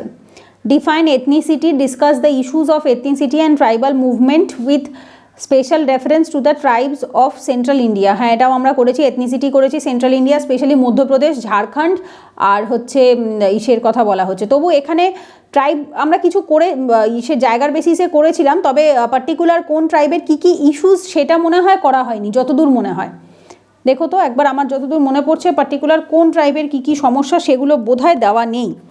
তবু আমি একবার দেখি এখানে বইয়ে যদি থাকে আমি পাঠিয়ে দেবো। এমনি পিভিটিজিস 75টা পিভিটিজিস পাঠিয়েছিলাম, সেটা মনে আছে। হ্যাঁ, ওইটা তো পোস্টটা পাঠিয়েছি। কিন্তু আরও যে মধ্য ভারতের যেগুলো রয়েছে, সেই ট্রাইবাল সিচুয়েশন ইন ইন্ডিয়া বলে যেটা রয়েছে, ওইখান থেকে আরেকটু নোট পাঠাতে হবে। ঠিক আছে, ওখান থেকে আমি একটু নোট পাঠিয়ে দেবো আজকে। নোটটা বেশ ভালো, এই এটা পাঠিয়েছিলে ওই শূন্য আইএস এর নোটটা তো, হ্যাঁ শূন্য আইএস এর নোটটা অনেক অনেক বেটার, মানে ভাসমে স্যারের বইয়ের থেকে শূন্য আইএস এর নোটের কোয়ালিটিটা ভালো। আমি ওখান থেকেই ট্রাইবসের নোট যেটা রয়েছে আমি ওটা আজকে রাতে পাঠিয়ে দেবো, ওইটার থেকেই পড়ে রেখো, ওই যে টপিকগুলো বাদ আছে। বলছি যে এখন এবার ওই কয়েকটা বই না কেনা হয়নি অপশনালে। হুম। মানে তুমি বলেছিলে না যে প্রথমে একটা বই কিনলেই হবে আপাতত। হ্যাঁ, আপাতত স্টার্টিংয়ে ভাসমে স্যারের বইটা ঠিক আছে। এবার তারপরে যদি সাবজেক্ট ওয়াইজ ধরো তুমি টপিক ওয়াইজ ধরে ধরে পড়তে চাও, তাহলে মিনিমাম 8-10টা বই থাকে, আমার কাছে আছে সবকটাই, কিন্তু ওইগুলো পড়ে তোমাকে আবার শর্ট নোট বানিয়ে নিতে হবে, বোঝা গেছে? মানে অনেকটা টাইম কনজিউমিং ব্যাপার হয়ে যায়। তবে কি বলো তো, ফার্স্ট অ্যাটেম্পটে যদি যদি কেউ মেন্স লেখে, আমার মনে হয় একটা বইকে 10বার রিভিশন করে যাওয়াটা অনেক বুদ্ধিমানের কাজ হবে। কারণ তুমি যদি ফার্স্ট অ্যাটেম্পটের আগে সব আলাদা আলাদা ধরে ধরে বই পড়তে যাও, তাহলে কিন্তু আলটিমেটলি শেষ মোমেন্টে এসে শেষ হবে না। আর এই মুহূর্তে দাঁড়িয়ে যদি বলো যে কোন বইটা কেনা ভালো হবে, এই মুহূর্তে কিনতে গেলে তুমি কিনতে পারো হচ্ছে শূন্য আইএসের যে কোনো একটা, যে বই দুটো রয়েছে এই দুটো চাইলে কিনতে পারো, অথবা পাঠিও তো এই শূন্য আইএস এর বইগুলো লিঙ্কটা। আচ্ছা ঠিক আছে, আমি পেলে পাঠাবো ওখানে, কারণ তখন এখন কেনা যাচ্ছে কিনা সেটা দেখতে হবে। আসলে ওদের হচ্ছে তখন একটা কোর্স ছিল, মানে ওদের অ্যানথ্রোপোলজি অপশনালের কোর্স আছে 10,000 টাকার। এইবার সেইটার সাথে বইটা অটোমেটিক বাড়িতে দিত আর কি ফ্রিতে। এইবার প্রচুর ছেলেমেয়ে রিকোয়েস্ট করেছিল যেরকম কোর্স ছাড়া বই দেওয়া যাবে কিনা সেটার জন্য, তো তখন ওরা 2 দিন না 3 দিনের জন্য মানে লিঙ্কটা দিয়েছিল যে শুধুমাত্র কোর্স ছাড়া বই কেনা যাবে। এবার সেটা এখনও অ্যাভেলেবেল আছে কিনা আমার একটু দেখতে হবে। ওদের এমনি ওয়েবসাইটেও পাবে, shunnyais.in বা এরকম কিছু একটা বোধহয় ওয়েবসাইটের নাম। তো ওইখানে অ্যানথ্রোপোলজি অপশনালে গেলে বুক 1500 টাকা নিয়েছিল মনে হয় দুটো বই, তো ওখানেও আছে। অথবা আমাকে বললেও আমি PDF করে পাঠিয়ে দেবো, তাতে এমনি সেরকম অসুবিধা নেই। তবে কি ওই প্রিন্ট করে নিতে গেলে সেই একই খরচই পড়ে যায় এত জায়গার থেকে, এত প্রিন্ট করার থেকে, কারণ বইগুলো অনেক মোটা মোটা। একটাতে প্রায় মনে হয়, দাঁড়াও বলছি, এটায় হ্যাঁ অনেক বই, ও প্রিন্টে তোমার আরও বেশি পড়বে, 670টা পেজ একটায়। আর একটাতে মনে হয় দেখলাম 400 মতো, ওই অলমোস্ট, হ্যাঁ তোমার ওই তাই পড়ে যাবে, ওর থেকে অর্ডার করে দিলে বাড়িতে আরও বেটার হবে। ঠিক আছে, আমি দেখি যদি এখনও অ্যাভেলেবেল থাকে তাহলে আমি লিঙ্ক পাঠিয়ে দেবো, দেখো ওখানে তাহলে যদি পারো তাহলে। কারণ কি বলতো, এই বইগুলোতে আমি একটা জিনিস দেখেছি, অনেক সুবিধা আছে কি এরা অনেকগুলো বই পড়ে তারপরেই নোটটা বানিয়েছে, তো অনেকটা সহজে আর কি পাওয়া যায়। না হলে নিজেদেরকে করতে গেলে চার পাঁচটা বই পড়ে সবকটাকে একটা জায়গায় করে কনসলিডেট করো, অনেকটা টাইম কনজিউমিং ব্যাপার, সেটা ফার্স্ট অ্যাটেম্পটের জন্য অনেকটা রিস্ক হয়ে যায়। প্রথমবারটা দেওয়ার পর একটা এক্সপিরিয়েন্স হলে যে ঠিক আছে হ্যাঁ আমি বুঝতে পেরেছি, লিখেছি যে এই জায়গায় আমার একটু ঘাটতি হয়েছে, বা সেই প্রথম এক্সামের নাম্বারটা দেখে তারপরেরগুলোতে ডিসাইড করা যায় যে আমার কোন জায়গাটাতে ল্যাক করছে, বা তাহলে আমি আরও এক্সট্রা বই কিছু অ্যাড করবো কি করবো না সেটা ডিসাইড করা যায়। আচ্ছা, এরপরে আসছে হচ্ছে ডিফাইন এথনিসিটি, এটা তো বললাম না, হ্যাঁ এইটা একটু লিখে রাখো তো, এই যে কোশ্চেনটা আমি বললাম, ethnicity of tribal movement with reference to central India, এটা একটা লিখে রাখো, আমি তাহলে পাঠিয়ে দেবো। ট্রাইবাল যেগুলো আছে ওটা আমি আজকেই পাঠিয়ে দিচ্ছি, ট্রাইবসের যেগুলো এক্সট্রা নোট আছে ওইগুলো পাঠিয়ে দেবো। What is meant by demography, এটা আমরা পড়েছি। Briefly illustrate its different demographic থিওরিগুলো পড়েছি। Enumerate the rural demographic dynamics in relation to sex ratio and migrations with suitable example, এটা মোটামুটি জিওগ্রাফির সাথে কানেক্টেড, এটা লেখাই যায়, খুব একটা কঠিন কিছু নয়, যে কীভাবে রুরাল পপুলেশন যে চেঞ্জেস হচ্ছে যার সাথে সেক্স রেশিও, কারণ গ্রাম অঞ্চলে মহিলাদের সেক্স রেশিও তুলনামূলকভাবে কম থাকে পুরুষদের তুলনায়, এবং মাইগ্রেশন প্রচুর পরিমাণে পুরুষরা গ্রাম ছেড়ে বাইরে কাজ করতে চলে যাচ্ছে, তো এর ওপরেই আর কি লিখতে দিয়েছে। তো এটা মোটামুটি কমন সেন্স থেকে লেখা যাবে, খুব একটা অসুবিধার কিছু টপিক নয় এটা। Write short note on any two, যে কোনো দুটোর ওপর। ইন্ডিয়ান চপিং কমপ্লেক্স, এটা মনে হয় নতুন কোশ্চেন না, এটা আমরা করিনি কখনো, এটা লিখে রাখো, ইন্ডিয়ান চপিং কমপ্লেক্স, এটা আবার কি জিনিস, হয়তো প্রথমবার শুনছি। চপার তো ওই যাদের ওই আমরা ছুরি দিয়ে কিছু কাটলে চপিং বলি, কিন্তু এছাড়া ইন্ডিয়ান চপার কি জানি, লিখে রাখো তো, এটা দেখবো ওখানে পরে। ইন্ডিয়ান চপিং কমপ্লেক্স, এটা নতুন কোশ্চেন। সেক্স রেশিও, ঠিক আছে, পুরুষ মহিলাদের যে ইয়েটা থাকে সেটাকে সেক্স রেশিও বলে। এটাতে লেখার মতো টপিক সেরকম আহামরি কিছু নেই, বাট নিজেদেরকে একটু বানাতে হবে, কারণ সেক্স রেশিও আমি জানি যে পুরুষ মহিলার সেক্স রেশিও ডিফারেন্সটাকেই বলা হয়, বাট এখানে ওইটুকু লিখলে তো তোমায় নাম্বার দেবে না, এখানে অ্যাকচুয়ালি আরও অনেক কিছু অ্যাড করতে হবে, যে ইন্ডিয়াতে সেক্স রেশিও বর্তমানে কত, 2011 সাথে 2021-22-টাকে একটু কম্পেয়ার। বলো। 20 মার্কসের দেখো, ও বাবা 20 না, হ্যাঁ 20 40, ও তাহলে যে কোনো দুটো লিখতে হবে। Sex ratio is not a good choice. তাহলে হিউম্যান রাইটস অ্যান্ড অ্যানথ্রোপোলজি, এটা তবু ঠিক আছে, মানব অধিকার এবং anthropology. Association of fecundity, fertility, modernization, ওই ডাস্টের ডিটাতেই যা 20 নাম্বার লেখা যাবে, বাট বাকি তিনটের একটা তো 20 নাম্বার লেখার মতো, ঠিক আছে হিউম্যান রাইটটা তবু আমি মানলাম যে কিছু লেখার অপশান আছে, বাট সেক্স রেশিওটাতে লেখার মতো 20 নাম্বারের কী লেখা যেতে পারে? ধরো ডেফিনেশন লিখলে, আর বর্তমানে সেক্স রেশিও কীভাবে কাউন্ট হয় সেটা লিখতে পারো, যে 1000 পুরুষের সাথে 1000 মহিলাকে কম্পেয়ার করা হয়। ইন্ডিয়াতে 2011, 2021-22-টাকে লেখা যেতে পারে। কোন কোন রাজ্যগুলো ভালো আপডেট, এটা অ্যাকচুয়ালি পাবে সেক্স রেশিওটা, চাইলে লিখে ব্র্যাকেটে লিখে রাখো। এটার বেস্ট অ্যান্সার হচ্ছে সেন্সাস ডেটা, কারণ এটা তুমি কোথাও ইয়েতে পাবে না, অ্যানথ্রোপোলজির বইয়ের ভেতর বা নোটের ভেতর পাবে না, কারণ এটা ওভাবে দেয়ও না। এটা সবচেয়ে ভালো পাওয়া যাবে হচ্ছে সেন্সাসের যে ডেটাগুলো থাকে, যে কোন রাজ্যে সেক্স রেশিও কত পার্সেন্টেজ রয়েছে। কেরালা খুব ভালো পারফর্ম করে, বিহার খারাপ পারফর্ম করে, পুদুচেরি ভালো পারফর্ম করে। সাউথের স্টেটগুলো সেক্স রেশিওতে এগিয়ে থাকে, তার অন্যতম কারণ হচ্ছে দেরিতে বিয়ে করা, মহিলাদের বাচ্চা কম হওয়া। তো এইগুলো একটু লিখতে হবে, বাট লিখে আর কি আমি জানি না 20 নাম্বার এটা কি করে কভার হবে, এটা আই ডোন্ট থিঙ্ক যে 20 নাম্বার অবধি লেখা সম্ভব, কারণ 20 নাম্বারের লেখা মানে অলমোস্ট 4টে পেজ লিখতে হবে, 4টে পেজ লেখা কম নয় আর কি বিষয়টা নিয়ে। তার থেকে ডিএডটা ভালো লেখা যাবে। হিউম্যান রাইট ঠিক আছে, অ্যানথ্রোপোলজির সাথে হিউম্যান রাইট কীভাবে কানেক্টেড, বাট যাই হোক কোশ্চেনগুলো খুব একটা, হ্যাঁ মানে ইয়েটা ভালো না, কোশ্চেনের চয়েসটা অতটা ভালো দেয়নি এখানে। গ্রুপ বিতে বলছে critically evaluate the ethnic classification of India by BS Guha and SS Sarkar, হ্যাঁ আমরা করেছি, সরকারও করেছি, গুহাও করেছি। Critically evaluate the different approaches of sustainable development, discuss the role of anthropology in development. এই কোশ্চেনটা আমি দেখছি বেশ কিছু জায়গাতেই দিয়েছে, মানে এর আগেও বোধহয় একটা কোশ্চেনে দেখলাম সাস্টেনেবল ডেভেলপমেন্ট এবং তাতে অ্যানথ্রোপোলজির ভূমিকা। বেসিক্যালি সাস্টেনেবল ডেভেলপমেন্ট অ্যাকচুয়ালি ইকোনমিরই একটা টপিক, এনভায়রনমেন্ট ইকোনমি দুটো জায়গাতেই থাকে। আমি বোধহয় তোমাদের বুঝিয়েছিলাম যে ডেভেলপমেন্টটা বর্তমানের নিডকে ফুলফিল করে ভবিষ্যতের প্রজন্মের জন্য কিছু রেখে যায়, তাকে সাস্টেনেবল ডেভেলপমেন্ট বলে, মানে যে উন্নতি সাস্টেইন করে, টিকে থাকে, সেটাকেই সাস্টেনেবল ডেভেলপমেন্ট বলে। বাট এটার ডিফারেন্ট অ্যাপ্রোচ স্টাডি করার, এটা কি কখনো আমরা পড়েছি different approach? I don't think যে পড়েছি। ডিফারেন্ট অ্যাপ্রোচ করিনি। এটা লিখে রাখো তো। সাস্টেনেবল ডেভেলপমেন্টটা ঠিক জানি। হ্যাঁ, আমিও এই একটা মেন হচ্ছে সমস্যাটা হয়ে গেছে, ধরো সাস্টেনেবল ডেভেলপমেন্ট কাকে বলে আমি জানি, কিন্তু সমস্যাটা হচ্ছে এই সাস্টেনেবল ডেভেলপমেন্ট গোলও আছে, এসডিজি গোল আছে টোটাল 17টা মতো, সেটাও জানি, কিন্তু অ্যানথ্রোপোলজির সাথে এক্স্যাক্টলি অ্যানথ্রোপোলজির সাথে কানেক্টেড এবং অ্যানথ্রোপোলজির সাথে স্টাডি অ্যাপ্রোচ এইটা কিন্তু কখনো আমরা পড়িনি কোনো কিন্তু এখানে কোয়েশ্চেনটা দিয়েছে critically evaluate the different approaches. হ্যাঁ, অ্যাপ্রোচটাই জানতে চাইছে যে কী পদ্ধতিতে সাস্টেনেবল ডেভেলপমেন্ট স্টাডি করা যায়। যাই হোক, তবে এটা লিখে রাখো, একবার চেক করে নেবো যে যদি আমার কাছে থাকে। আমার মনে হয় না আমি এটা পড়েছি, কারণ আমার নিজেরও মনে পড়ছে না যে আমি পড়েছি বলে। ওই শূন্য আইএসের বইটা তো বোধহয় পড়িনি। সাস্টেনেবল ডেভেলপমেন্টের অ্যাপ্রোচ, আচ্ছা, তারপরটা বলছে 9 critically evaluate the contributions of NK. Bose and SC. Sinha in development of Indian anthropology. Sinha কি আমরা পড়েছি? বোস পড়েছি, এন.কে. বোস পড়েছি, বাট সিনহা, এস.সি. সিনহা, সিনহা মনে হয় আমি পড়িনি কখনো। একটু সিনহাটা লিখে রাখো তো, S C. Sinha in development of Indian anthropology. S C. Sinha Indian অ্যানথ্রোপোলজিতে অ্যাকচুয়ালি কী হয় না, ইন্ডিয়ান অ্যানথ্রোপোলজিতে প্রচুর অ্যানথ্রোপোলজিস্ট রয়েছে। আর সবথেকে বড় ব্যাপার, যেহেতু এটা WBCS এর কোশ্চেন, তো WBCS-এ ওরা ওয়েস্ট বেঙ্গলের রেফারেন্স থেকে কোশ্চেন দেয়ও বেশি। দেখো খেয়াল করো, এই এন.কে. বোস, এস.সি. সিনহা, বি.এস. গুহ, হ্যাঁ, এস.এস. সরকার, সবকটা বাঙালি কিন্তু। তো যার জন্য ওরা ওয়েস্ট বেঙ্গলের রেফারেন্স, হ্যাঁ এক্স্যাক্টলি, বাঙালি অ্যানথ্রোপোলজিস্ট যারা রয়েছে তাদেরকে। তোমরা 2021-এর কোয়েশ্চেনে দিয়েছিল এস.কে. চ্যাটার্জি, যেটা আমি লিখে রেখেছিলাম, মানে ওটা পাইনি আমরা।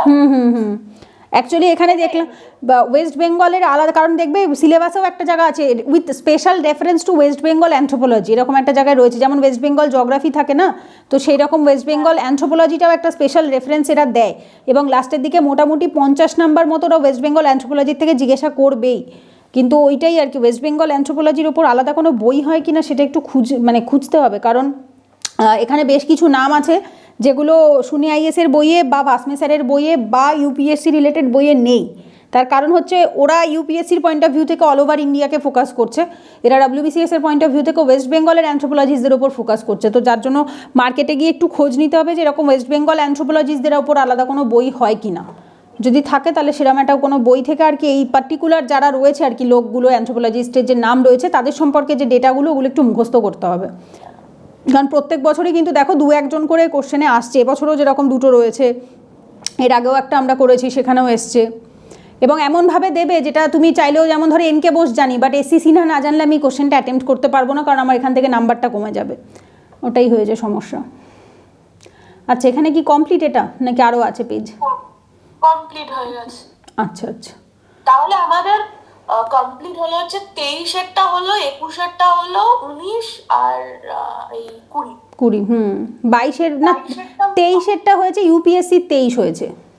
ও হ্যাঁ হ্যাঁ হ্যাঁ, ইউপিএসসি, কারণ WBCS-এর 22-এর কোশ্চেনও আমি পাইনি এখনো। না না, WBCS-এর 22-এর কোশ্চেনও আমি পাইনি এখনো অবধি। WBCS-এর 22-এর কোশ্চেনও এখনো বাইরে বেরোয়নি, মানে ওরা কোশ্চেন বার করতে অনেকটা সময় দেয়। এখন অবধি টিল ডেট 21 অবধিই রয়েছে কোশ্চেন অ্যাভেলেবেল। ইউপিএসসি 23 অবধি বেরিয়ে গেছে, বাট WBCS-এরটা নেই। তাহলে পরের দিন কোনটা হবে? এটা 1 সেকেন্ড, হ্যাঁ কী করে বুঝবো, এটা তো এই ফোনটাতে, দাঁড়াও 1 সেকেন্ড।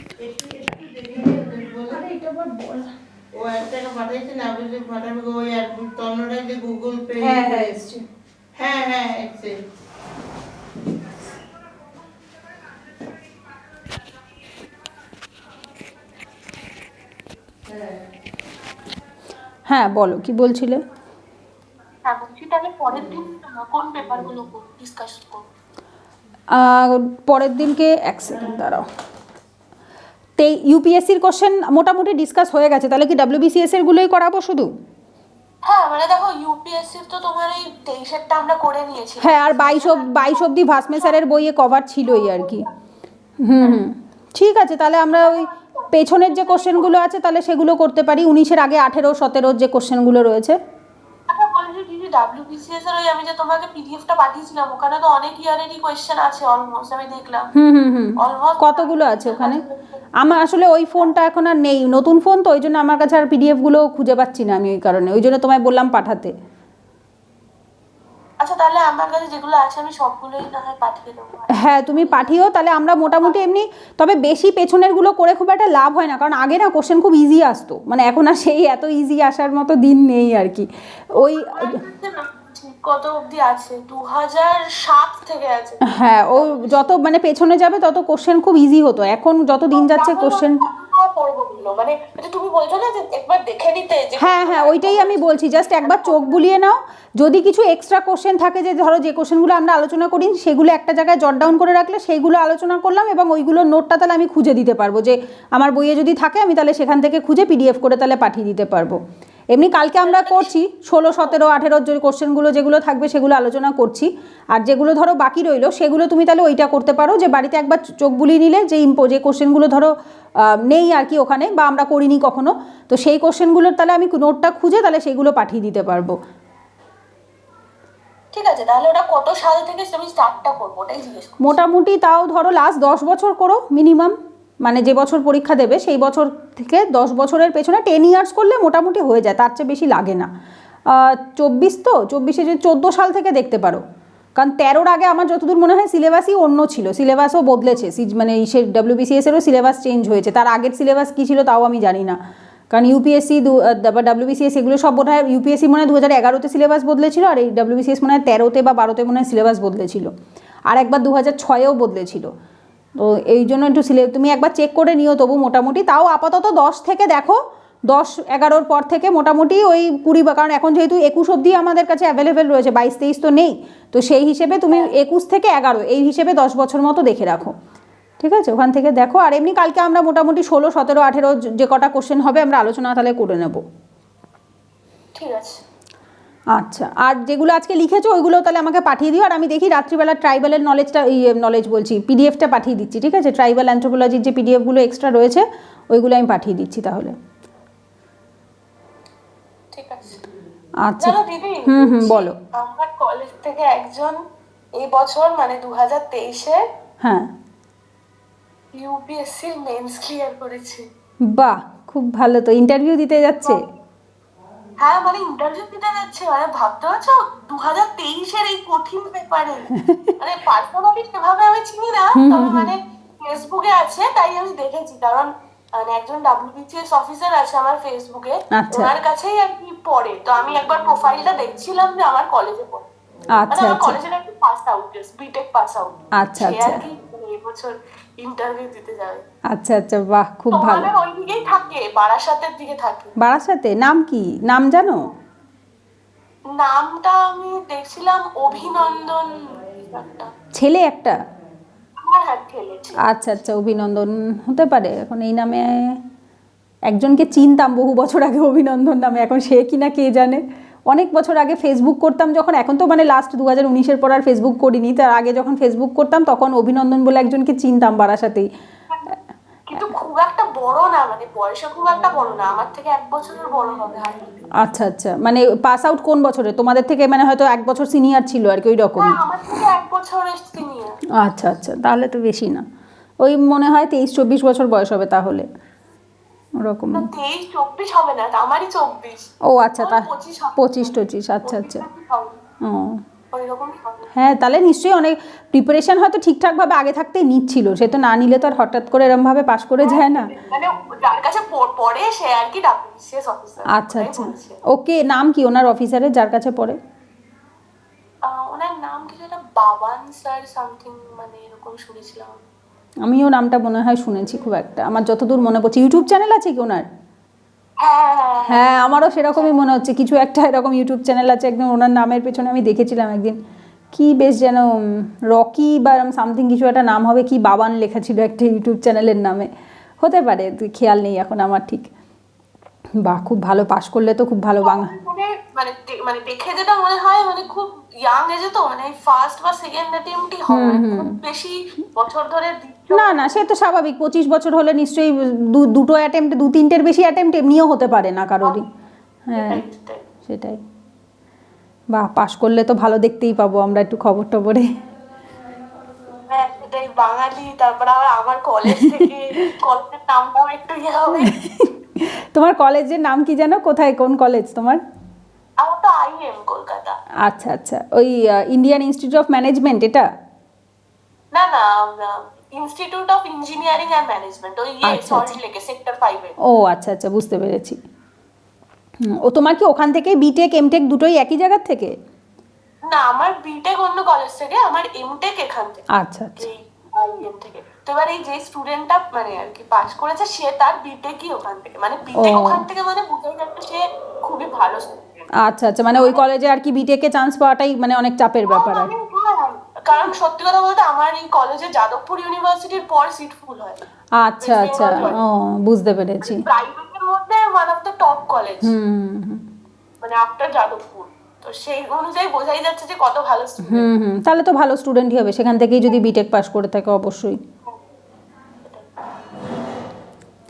ঠিক আছে, ভালো করে পড়ো যাতে তোমার নামটাও আসে। একটু পড়লে পরে মেন হচ্ছে ফার্স্ট মানে সেটাই আমার ভয় লাগছে। একটু ডেডিকেটেডলি, কি বলো তো, একটু ডেডিকেটেডলি পড়লে হয়ে যায়। মানে যদি ধরো তুমি অন্য কোনো কাজ না করো, একটা বছর যদি ডেডিকেটেডলি দাও, যে বাবা মা সব কিছু দেখে দিচ্ছে, তোমাকে একবার ডাকছেও না, এক গ্লাস জল খেতে হলেও মা এনে দিয়ে যাচ্ছে, দরজা বন্ধ করে একটা বছর পড়তে পারলে হয়ে যায়। সত্যি কথা বলতে আমি সেটা চাই, কিন্তু মানে বাড়ির পরিস্থিতি ওয়াইজ সেটা সবারই ওইটাই, সবারই আমাদের মানে মধ্যবিত্ত বাঙালি পরিবারে এই হচ্ছে মেন সমস্যা। আমি যেটা দেখেছি আর কি, আমাদের বাইরে যে ইউপি, বিহার, ঝাড়খণ্ড, এই যে ধরো মনোজ কুমার শর্মার যে ভিডিওটা দেখে বা সিনেমাটা দেখে সবাই যে এত ইন্সপায়ার হচ্ছে, এই প্রথম থেকে দেখো, ফার্স্ট হচ্ছে ঠাকুমা টাকা দিয়ে পাঠালো, এই টাকা দিয়ে পাঠানোটাই আমাদের কে পাঠাবে? এটাই হচ্ছে কথা। তো না কেউ টাকা দেয়, না কেউ পাঠায়। এই যে দিল, এই যে পাঠালো, ধরো চুরি হয়ে গেল, বাট স্টিল এই যে দিয়েছে, এইটা যে ভেবেছে, এটাই আমাদের জন্য কজন ভাবে।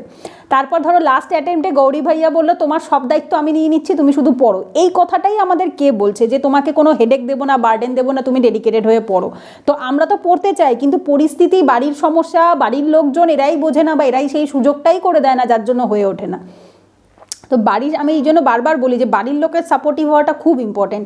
ওই SS সানি কনভোজে যে আমার পডকাস্টটা ছিল 2023 এপ্রিল মাসে, ওইটাতে আমি বারবার বলেছি যে বাড়ি ফিনান্সিয়াল, নিজের পড়াশোনা, হ্যাঁ, নিজের হার্ডওয়ার্ক, ফিনান্সিয়াল স্টেবিলিটি, বাড়ির পরিস্থিতি, এই তিনটে জিনিস না থাকলে কোনো দিনও হয় না। মানে তুমি যদি ভেবে থাকো যে খাওয়া পড়ার চিন্তাও মাথায় রাখবো, বাড়ির লোকও সাপোর্ট করবে না, তার উপর আবার নিজেকে নিজের কাজটাও করতে হবে, তারপর পড়তে হবে, তাহলে হয় না। তাহলে যদি তাই হতো, তাহলে মনোজ কুমার শর্মা তার প্রথম 3টে অ্যাটেম্পটেই পেতো অত কাজ করার সাথে। পায়নি কেন? বিকজ সে ওই কাজগুলোর সাথে পড়ার সময়টাই ঠিকমতোভাবে পেতো না, যার জন্য সে যখন পরে লাস্ট অ্যাটেম্পটে, এবং একটা জিনিস দেখো ভেবে, টু বি অনেস্ট, 2006 সালের মনে হয় সে পাশ করেছে। 6 সালে কোশ্চেন খুব সোজা, 6-এর তুমি প্রিলিমসের কোশ্চেন দেখো, মেন্সের কোশ্চেন দেখো, আর 2023-24 সালের প্রিলিমস মেন্সের কোশ্চেন দেখো, আকাশ পাতাল তফাৎ। মানে ওই সময় যদি আমরা একটু পড়তাম, বা একটু, মানে সেই সময় তো জন্মাইনি, যাই হোক, যদি সুযোগ পেতাম ওই কোশ্চেনে, তাহলে কিন্তু মনে হয় আমার, যেটা অ্যাটলিস্ট আমার এখনের নলেজ যে বেস রয়েছে, তাতে আমি 6-এর কোশ্চেন, প্রিলিমস, মেন্স সব কটা উতরে যাওয়ার মতো ক্ষমতা রাখি। কিন্তু 23-এর CSAT-এর কোশ্চেনই সমস্ত আশাতে জল ঢেলে দেয়। তো এইটাই আর কি, কোশ্চেনও তখন অনেক ইজি ছিল, প্লাস পরিস্থিতিও অনুকূল হতে হয়, খানিকটা ভাগ্য বা লাক ফ্যাক্টর তো ডেফিনেটলি থাকে, সবার তো আর সেটা থাকে না। প্লাস সবার জন্য সব সার্ভিসও নয়, কারণ প্রত্যেকেই আমরা কোনো না কোনো পারপাস নিয়ে আসি লাইফে, তো যে যেরকমভাবে সেই পারপাসটাকে ফুলফিল করে। এবার যাই হোক, সেটা তো পরের কথা, বাট আগে তো কর্ম করতে হবে, তারপর তো না হয় পরের কথা, সে ভাগ্যে পরে দেখা যাবে। বাট ওটাই আর কি, যদি যে বছর টার্গেট নেবে সে বছর ডেডিকেটেড হয়ে পড়ার চেষ্টা করবে। ধরো যদি 24-এ নাও হয়, কারণ তুমি যেহেতু কলেজে যাও, জুন মাস অবধি কলেজ থাকলে সত্যিই 24 সম্ভব নয়, 25-কে। আমার ব্যাপারটা অন্যরকম, আমার প্রেশারটা কি বলতো, কিরকম বলছি, মানে আমার তো বিটেক 22-এ বলেছিলাম। হ্যাঁ হ্যাঁ, এবার আমি তারপর মানে প্রথমে ভেবেছিলাম আমি ইয়ার গ্যাপ দেবো। তো বাড়িতে আর কি বললো যে ইয়ার গ্যাপ দিস না, মানে যেহেতু স্বাভাবিক এরকম একটা পরীক্ষা, তো বাবা মা আর কি প্রথম থেকেই আর কি বলেছে যে ইয়ার গ্যাপ না দিতে, তো মাস্টার করে নিতে অ্যাটলিস্ট, পরে যাতে একটা অপশন। হ্যাঁ, এটাই আর কি, ব্যাকআপ থাকে। ঠিক ঠিক, এটা ঠিক কথা। আমি জাস্ট ভর্তিটা হয়ে গেছিলাম, আমি ভেবেছিলাম যাদবপুরে এক্সাম দেবো, মানে এমটেক এর অ্যাডমিশনের। ওখানে তো মানে 3 বছরের একটা হয় মানে আচ্ছা, আচ্ছা। ডিগ্রিটা, এটা হচ্ছে পার্ট টাইম এমটেক হয়, আর এখন আমি যেটা করছি এটা ফুল টাইম 2 বছরের। আচ্ছা, আচ্ছা। তো আমি ওটা ভেবেছিলাম দেবো, তো তারপরে 3 বছর লাগবে, তারপরে হলো আবার 1 বছর বেকার ওয়েস্ট না হবে। না, এটা খুব ভালো সিদ্ধান্ত নিয়েছো। মাস্টার্স করাটা এখন খুব ইম্পর্টেন্ট। মানে আমারও এখন মাঝে মধ্যে আফসোস হয়, কাশ আমি অ্যাটলিস্ট কোনো একটা সাবজেক্টে মাস্টার্স করে রাখতাম। ইংলিশে আমার খুব একটা ইচ্ছে ছিল না, কারণ আমি না ইংলিশ অনার্স আবেগের চোটে নিয়ে নিয়েছিলাম। মানে আমি অ্যাকচুয়ালি বাংলা পড়তে পছন্দ করি না। আমার বাংলা মানে লোকে শুনলে হয়তো গালাগালি দেবে, বাঙালি হয়ে এরকম কথা বলছে, বাট সত্যি আমি বাংলা ওয়ার্ডগুলো পড়তে খুব দাঁত ভেঙে যাওয়ার মতো আমার অবস্থা হয়। তো যার জন্য আমি এমন কিছু পড়তে চাইতে মনে হতো যেটা ইংলিশ হবে, অন্য কিছু হবে না, মানে ল্যাঙ্গুয়েজটা যাতে ইংলিশ থাকুক। তো আমি সেই আবেগের চোটে ইংলিশ অনার্স নিয়ে নিই। বাট তারপর দেখতে পাই সব ওই ইউরোপিয়ান লিটারেচার, শেক্সপিয়ারের গল্প কবিতা। এবার আমি ভীষণই কাঠখোট্টা একটি প্র্যাকটিক্যাল মানুষ, তো যে ওই ধরনের তোমার সেই কবি কবি হাবভাব বা ওই ধরনের ভাবুক, কারণ সাহিত্য পড়তে গেলে ভাবুক হতে হয়, আর আমার মধ্যে বিন্দুমাত্র সেই ধরনের ইমোশন কাজই করে না, বা আমি ওরকম টাইপেরই নই। তো যার জন্য আমি ওই জাস্ট কোনো রকমে গ্র্যাজুয়েশন কমপ্লিট করার পর মানে ছেড়ে দে মা, কেঁদে বাঁচি। বাট এখন খুব আফসোস হয়, মানে কাশ মাস্টার্স যদি কিছু অন্তত একটা নিয়ে করে রাখতাম ভালো হতো। কারণ বয়স বাড়ার পরে না আর সেই প্রথমত এখন তো চাইলেও আর আমি রেগুলারে পারবোই না, কারণ আমার গ্র্যাজুয়েশন হয়ে গেছে, 7 বছর হতে চললো, 2024-এ 7 কমপ্লিট হবে। আর সেটা তো সম্ভব না এখন করলে, ডিস্টেন্সে হবে। আর যদি ভবিষ্যতে কখনো সুযোগ হয় তাহলে আমি ভেবেছি অ্যানথ্রোপোলজিতে ডিস্টেন্সে মাস্টার্সটা করে রাখবো। কিন্তু আমাদের পশ্চিমবঙ্গের মানে এই কলকাতা সাইডে সেরকম কোনো কলেজে নেই আর কি মাস্টার্স ডিস্টেন্সে। সেই এক আছে পুরুলিয়াতে, আমার পাড়ারই এক দিদি পড়ে, পুরুলিয়াতে কোনো এক কলেজ আছে, সেইখানে অ্যানথ্রোপোলজিতে ডিস্টেন্স রয়েছে। মানে এছাড়া আমাদের বারাসাত বা এই কলকাতা চত্বরের মধ্যে নাকি কোনো কলেজে নাকি অ্যানথ্রোপোলজি মাস্টার্স নেই। একবার দেখতে পারো। কোথায় বলো? ইগনু মানে ইন্দিরা গান্ধী ন্যাশনাল ওপেন। হ্যাঁ, ওইটা আমি ইগনুর কথাই বলছি। ইগনুর মানে ধরো ডিস্টেন্সের যে ক্লাসগুলো হয় না, সেইটা বারাসাত বা কলকাতা চত্বরে কোনো কলেজে হয় না। আমি ইগনুর কথাই বলছি, আমি ইগনুর থেকেই ডিস্টেন্সেই দেখেছিলাম আর কি, 2022 সালে একবার করব ভেবেছিলাম, কিন্তু তারপর আর সময় সুযোগ পয়সা কোনোটাতেই হয়ে ওঠেনি, সেই জন্য আর দেখাও হয়নি। বাট দেখেছিলাম তখন যে আশেপাশে কোনো কলেজ নেই। এমনি তো একটা এক্সাম ফেলার জন্য যে কলেজ লাগে, বা ধরো তোমার বছরে মনে হয় 8টা না 10টা মতো ক্লাস হয়, সেই ক্লাসের জন্য অন্তত কলেজ যেতে লাগে। তো সেই রকমও আর কি কলেজ আমাদের আশেপাশে কোথাও অ্যাভেলেবেল নেই আর কি। এক আছে অন্য স্টেটে গেলে আছে, বা পশ্চিমবঙ্গের মধ্যে পুরুলিয়া সাইডে একটা কলেজে আছে। তো ওইটাই আর কি। তো তখন যদি মানে মাস্টার্স করে খুব ভালো কাজ করেছো, এটা অ্যাকচুয়ালি ভবিষ্যতে একটা অ্যাটলিস্ট ভবিষ্যতে সিকিউরিটি তো দেয়, এবং অ্যাট দ্য সেম টাইম যখন তুমি ইউপিএসসি ইন্টারভিউ দিতে যাবে না, তখন অ্যাটলিস্ট তোমার একটা বলার মুখ থাকবে। বা ধরো এই যে অনেক সময় জিজ্ঞাসা করে যে গ্র্যাজুয়েশন হয়েছে এত সালে, তুমি এত 7 বছর 10 বছর বাদে কেন ইন্টারভিউ দিতে এসছো, তাহলে কী করেছো? কিন্তু যদি কেউ মাস্টার্স করে যায় বা কিছু বছর চাকরি করে তারপরে যায়, তাহলে তার তবু একটা বলার রিজন থাকে যে আমি এইটা করে এসেছি। তো মাস্টার্স করলে একটা তোমার ব্যাকআপ থাকে, প্লাস হায়ার স্টাডিজ এমন একটা জিনিস, হায়ার স্টাডিজ আমাদের অভিজ্ঞতা জ্ঞান সমস্ত কিছুকেই বাড়ায়।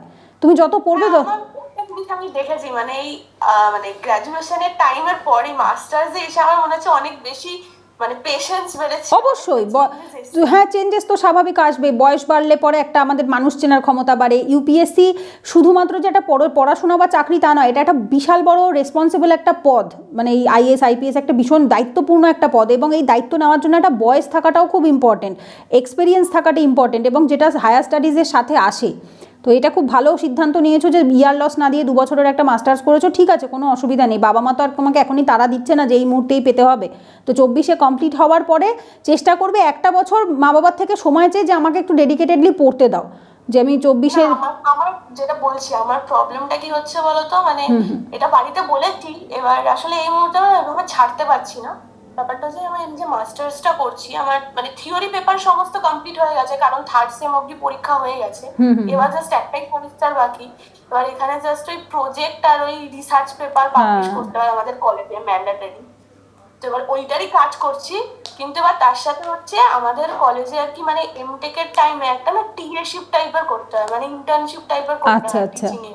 তো এবার সেটা চান্স সবাইকে দেয় না, এবার সেটার জন্য ইন্টারভিউ দিতে হয়। তো আমি ইন্টারভিউ দিয়েছিলাম, দিয়ে এবার আমি ইউইএম এ ওইটার কাজও করছি, মানে 3টে জিনিস একসাথে ব্যালেন্স করতে হচ্ছে। মানে আমাকে সকালবেলা 7টায় বেরোতে হয়, আমি বাড়িতে আস্তে আস্তে 7:30 বেজে যায়। ও বাবা। এবং এটা রোজ চলে, মানে শুধু স্যাটারডে সানডে অফ থাকে। আচ্ছা, এইরকম ভাবে করে না হচ্ছে না। এবার আমি সাহসটা পাচ্ছি না যে 24-এ দেবো কি, না তাহলে বেকার অ্যাটেম্প্ট নষ্ট করার দরকার নেই, কারণ তাহলে তুমি ডেডিকেটেডলি একটা বছর ঠিকঠাকভাবে পড়ে তারপরেই আর কি 25-এ দিতে পারো, কারণ এত কিছু করে তার সাথে তুমি শুধু শুধু অ্যাটেম্প্ট নষ্ট হবে। ব্যাপারটা আমার না রিভিশনটা হয়নি ঠিকঠাক, তো সেই কারণে মানে চাপটা নিতে চাইছি। না না না তাহলে দরকারও নেই 24-এ এত তাড়াহুড়া করা, কারণ তুমি যেহেতু এতগুলো কাজ করছো একসাথে, তাহলে 24-এ না দিয়ে একবারে 24-এর কোশ্চেনটাও তুমি দেখতে পেলে পরীক্ষা, কারণ আলটিমেটলি ধরো এই অ্যাটেম্পটাতে হয়তো কিছু যায় আসে না, কিন্তু ইন্টারভিউয়ে গিয়ে না যে ফার্স্ট অ্যাটেম্পটে ইন্টারভিউ অবধি পৌঁছানো বা ফার্স্ট অ্যাটেম্পটে মেন্স লেখা, এটার ভেতর একটা আলাদা গর্ব থাকে, ঠিক আছে, বা যারা ইন্টারভিউ বোর্ডে থাকে তাদেরও কাছেও একটা ইম্পর্টেন্স থাকে জিনিসটার। তো সুতরাং তুমি যখন নিজেই জানছো যে তোমার সেরকমভাবে হয়নি রেডি, প্লাস কাজেরও যা প্রেশার তাতে হয়ে উঠবে না, তো সেক্ষেত্রে না দেওয়াই বুদ্ধিমানের কাজ হবে। সব কাজ মিটে যাক, তারপর ডেডিকেটেডলি পড়া স্টার্ট করো, 1-1.5 বছর পরও পড়ে 25-এ পরীক্ষা দাও, ওটাই সবচেয়ে ভালো হয়। WBCS দিতে পারো, কারণ WBCS-এ তো অ্যাটেম্পটের বার সেরকম থাকে না, বয়সেরই শুধু থাকে, ওটাই। আর আগের বছর ওই আরো বেশি মানে মাস্টার্স অ্যাডমিশনটা মানে এতটাই তাড়াতাড়ি নিয়েছি, তার কারণ হচ্ছে ওই তুমি হয়তো জানো ওই আমাদের স্টেট গভর্নমেন্টের আছে না ওই সত্যেন্দ্রনাথ সিভিল হ্যাঁ হ্যাঁ হ্যাঁ হ্যাঁ হ্যাঁ হ্যাঁ ওই ডিস্ট্রিক্টেরও স্টার্ট করেছে আগের বছর থেকে। ঠিক ঠিক। এবার আগের বছর আমি এক্সাম দিয়েছিলাম, আচ্ছা আচ্ছা, ইন্টারভিউতেও গেছিলাম, হ্যাঁ হ্যাঁ, এই ইন্টারভিউ থেকে ফাইনাল সিলেক্ট হয়নি, ও ঠিক আছে। আচ্ছা, এবার ওটাতে খুব খারাপ লেগেছে যে সিলেক্ট হতে পারলাম না, কারণ ওখানে তো ফ্রিতে পড়ায় পুরো ইউপিএসসি। ফ্রিতে নাকি 1,000 টাকা নেয় না মাসে? না আমি বলছি যেটা ডিস্ট্রিক্ট সেন্টার সেটা আচ্ছা আচ্ছা, ফ্রিতে পড়ে। ও আচ্ছা মানে আচ্ছা, তোমার 23টা ডিস্ট্রিক্টে 26টা স্টাডি সেন্টার হয়েছে না ওয়েস্ট বেঙ্গলে। আচ্ছা আচ্ছা, যেটা কলকাতার হ্যাঁ আমি কলকাতারটাতে একবার গিয়েছিলাম, শুনেছিলাম মাসে 1,000 টাকা করে নেয়। আচ্ছা হ্যাঁ, আচ্ছা, তো আমি আবার এবছর দিয়েছি, তো এবার সিলেক্ট হয়ে গেছি বাহ, আচ্ছা আচ্ছা, সাউথ 24 পরগনায়। তো এবার ওখানে ওই কেএসজি ফুল ক্লাস করাচ্ছে, মানে অনলাইন ক্লাসই করায়। হ্যাঁ হ্যাঁ হ্যাঁ, অনলাইনেই হয়। হ্যাঁ, এবার ওই ডেইলি 5 ঘন্টা করে ভিডিও লেকচার চলছে। হ্যাঁ এইটা আমাকে কে যেন আমার 25কে টার্গেট করে পড়াচ্ছে। আচ্ছা আচ্ছা, ওই ইসের ব্যাচেও আমাকে ওই আমার 2022-এর এপ্রিলের ব্যাচ থেকে 4টে না 5টা ছেলে, অরিন্দম, সন্দীপ আর আরেকটাকে দেবপ্রিয়া আর একজন, এরকম 2 মেয়ে 2 ছেলে, ওরাও পরীক্ষা দিয়েছিল 22-এর ব্যাচে আর কি, ওরা ওই 22-এর সিজনটাতেই চান্স পেয়েছিল ইন্টারভিউ দিয়ে। আর এই বছরে তো তোমাদের ইংলিশ ব্যাচের থেকে হ্যাঁ ইংলিশ ব্যাচে আকাশ বলে একটা ছেলে ছিল, দেখবে ওই ছেলেটাও মনে হয়, না তুমি মনে হয় ইংলিশ ব্যাচে পড়তে না, অন্য একটা ছেলে ছিল, হ্যাঁ হ্যাঁ শুধু অপশনাল পড়েছে, আর তুমি মনে হয় ম্যাথ ব্যাচে পড়তে বোধহয়, ওইখানে আকাশ বলে একটা ছেলে ছিল, ওরা 4-5 জন মতো এই এসএনটিতে আর কি ওই বাড়িতে চান্স মানে অনলাইনে আর কি বাড়ি বসে ক্লাস করে। ওরাও বলছিল যে দিদি 5-6 ঘন্টা ক্লাস হয়, মানে তারপর আর সারাদিনের মানে এত এক্সস্ট হয়ে যায়, ওই 5 ঘন্টার ক্লাস দেখতে 6 ঘন্টা হয়ে যায়, তারপর আর নিজের পড়ার মতো সেই এনার্জিটাই থাকে না। তবে কোচিং চলাকালীন এটা হবেই, এটাই হচ্ছে ভিডিও দেখবো না কলেজের কাজ করব না পড়বো, মানে সেলফ স্টাডির টাইমটাই তো হয় না, সেটাই। যদি তুমি জব করো তারপর যদি তুমি বাড়িতে এসে 5 ঘন্টা ভিডিও দেখতেই চলে যায়, তাহলে আর দিনে তো টাইম থাকে না, ঠিক ঠিক, এটাই আর কি। তবে ওই কী বলতো, কোচিং চলাকালীন কারোরই সেরকমভাবে পড়া হয় না, যদি কেউ দিনে 5-6 ঘন্টার কোচিং করে তাহলে ওই তাকে সেই সময় 1 বছর ডেডিকেটেডলি কোচিংয়ের পেছনেই দিতে হবে, যে হ্যাঁ আমার কোচিং শেষ হলো রিভিশন শুরু করব, এইটাই আর কি, কারণ একসাথে এত কিছু করে ওঠা সম্ভব হয় না। হ্যাঁ যদি পুরো দিন বাড়িতে থাকতে তাহলে একরকম ছিল। এমন মানে এমনও অনেকে পড়ে মানে যারা অনেক সিনিয়র, অনেকে এমন আছে যাদের 4টে অ্যাটেম্প্ট হয়ে গেছে। আচ্ছা আচ্ছা, তারপর তোমার অনেকে আছে যারা সরকারি চাকরি করে তারপরও পড়ছে। আচ্ছা আচ্ছা, হ্যাঁ এরকম প্রচুর, আমার এই ব্যাচেই কতজন পড়ে, 2023-এর ব্যাচে স্কুল টিচার, লয়ার, তারপরে একজন রয়েছে মনে হয় প্রায় স্কুল টিচারই বেশিরভাগ, ব্যাংকে চাকরি আছে 4 জন, ব্যাংকে অলরেডি ভালো পোস্টে চাকরি করে, মানে প্রমোশন হয়ে গেছে, মাইনা মাস গেলে 50-60 হাজার টাকা মাইনা পায়, তারপরেও তারা ইউপিএসসির জন্য পড়ে যাচ্ছে, এরকম বহু মানুষ আছে আর কি। যাই হোক সেটা স্বপ্নের ব্যাপার আর কি, যদি কেউ করতে চায়, সবাই পারে, হ্যাঁ সেটা তাদের অ্যাটলিস্ট এইটা তো আছে অন্তত যে পড়ছে, এত টাকা মানে আসার পরেও যে তারা পড়ছে। সব থেকে বড় ব্যাপার, আমি আমার লাইফে প্রথম এত এজেড একটা স্টুডেন্ট পেয়েছি, এই 2023-এর যে 2 দিন ক্লাস হয় বুধ আর শনিবার করে, এই ব্যাচে পড়তে আসে একটি ছেলে, অফলাইনে বাড়িতে পড়তে আসে, 36 বছর বয়স, মানে 1 বছর আছে আর ইউপিএসসির, মানে যেহেতু এসসি মনে হয় টাইটেল, হ্যাঁ মণ্ডল, তো এসসি ওর যেহেতু 37 অবধি দিতে পারবে, 36 বছর বয়স, 1 বছর হাতে আছে, এখনও অফলাইনে বাড়িতে এসে পড়ে। মানে আমার থেকে 10 বছরের অলমোস্ট বড়, মানে আমি না, ও আমাকে ম্যাডাম বলে, আমি ভাবি কী বলবো, দাদা বলবো না কি বলবো নিজেই বুঝতে পারি না। আমার মা তাই বলে, মানে সত্যি কথা, ওই ছেলেটা পড়তে আসার পর থেকে না আমার পড়াশোনা অনেক আগের থেকে অনেক ইমপ্রুভ হয়েছে, বুস্ট হয়েছে। মানে আমি না ওকে দেখে অনেকটা মোটিভেট হয়েছে। আমার মা বলে, তুই এইটুকুতে হাল ছেড়ে দিয়েছিস, দেখ তুই একটা 36 বছরের দাদা পড়তে আসে, পিঠে ব্যাগ নিয়ে অফলাইনে পড়তে আসে। মানে সব থেকে বড় ব্যাপার হচ্ছে এটা, যে কেউ 36 বছরে কল্পনাও করতে পারে না যে আমি পিঠে ব্যাগ নিয়ে একজন মানে 10 বছরের ছোট ম্যাডামের কাছে আমি বাড়িতে পড়তে আসছি। ছেলেটি খুব গরিব ঘরের ছেলে, মানে ছোটোবেলায় আর কি বাড়ির কাজ সংসার এই সমস্ত করতে গিয়ে নিজের পড়াশোনা হয়নি। তো ওই যার জন্য ফিজিক্সের টিচার এখন বর্তমানে, ফিজিক্সের বাড়িতে ক্লাস মানে 9-10-এর বাচ্চাদেরকে পড়ায় সায়েন্স গ্রুপ, আর হচ্ছে 11-12-এ ফিজিক্স কেমিস্ট্রি এগুলো পড়ায়, কলেজের ফিজিক্সের স্টুডেন্ট পড়ায়, ফিজিক্সে বোধহয় মাস্টার্স করা। সে এখনও ইউপিএসসি পড়ছে, সংসার মনে হয় বিয়ে থাওয়াও হয়ে গেছে আমার যতদূর ধারণা, 36 বছর অবধি অবভিয়াসলি বিয়ে। নাম হচ্ছে জিতেন্দ্রনাথ মণ্ডল। না তাহলে আমি চিনি না আসলে। এনার বাড়ি অনেক দূরে, বুঝলে, এনার বাড়ি হচ্ছে বনগাঁ বা হাবড়ার থেকে, যে কি গাইঘাটা না কি আছে না, বনগাঁ হাবড়ার দিক থেকে আরও ভেতরে যেতে হয়, মানে আমাদের বারাসাত বনগাঁ লাইন যেটা ওইটাতে। তো ওই বনগাঁ বা হাবড়ার ভেতর দিকে আর কি ওনার বাড়ি। তো ওই পড়তে আসে বোধহয় সপ্তাহে 1 দিন করে অফলাইনে আসে, আর 1 দিন অনলাইনে দেখে, বুধবার অফলাইনে আসে আর শনিবারটা অনলাইনে দেখে। তো ওই আমি তাই দেখে অবাক হয়ে যাই, অত দূর থেকে সকালবেলা ব্যাচ পড়িয়ে তারপর আমার এখানে পড়তে আসে, পড়ে টোরে তারপর যায়। আমি তাই, মা আমাকে তাই বলে যে তুই দেখ, এ মানে 1 বছর হাতে রয়েছে তারপরেও এখনও চেষ্টা করছে, এটাই হচ্ছে আসল, মানুষের চেষ্টাটাই সব। তো সে যদি করতে পারে, তুমি আমি কেন পারবো না, আমরা অনেক এর থেকে প্রিভিলেজড রয়েছি আর কি। সেই অনুযায়ী অনেক ইয়াং। হ্যাঁ সে তো ঠিক কথা 100 বার। উনি 36 বছরেও যদি চেষ্টা করতে পারে, 26-27 বছর বয়সে হাল ছেড়ে দেওয়ার কোনো মানেই হয় না তাহলে। ঠিক আছে, ভালো করে বাড়িতে পড়ো, হয়ে যাবে, অসুবিধা নেই।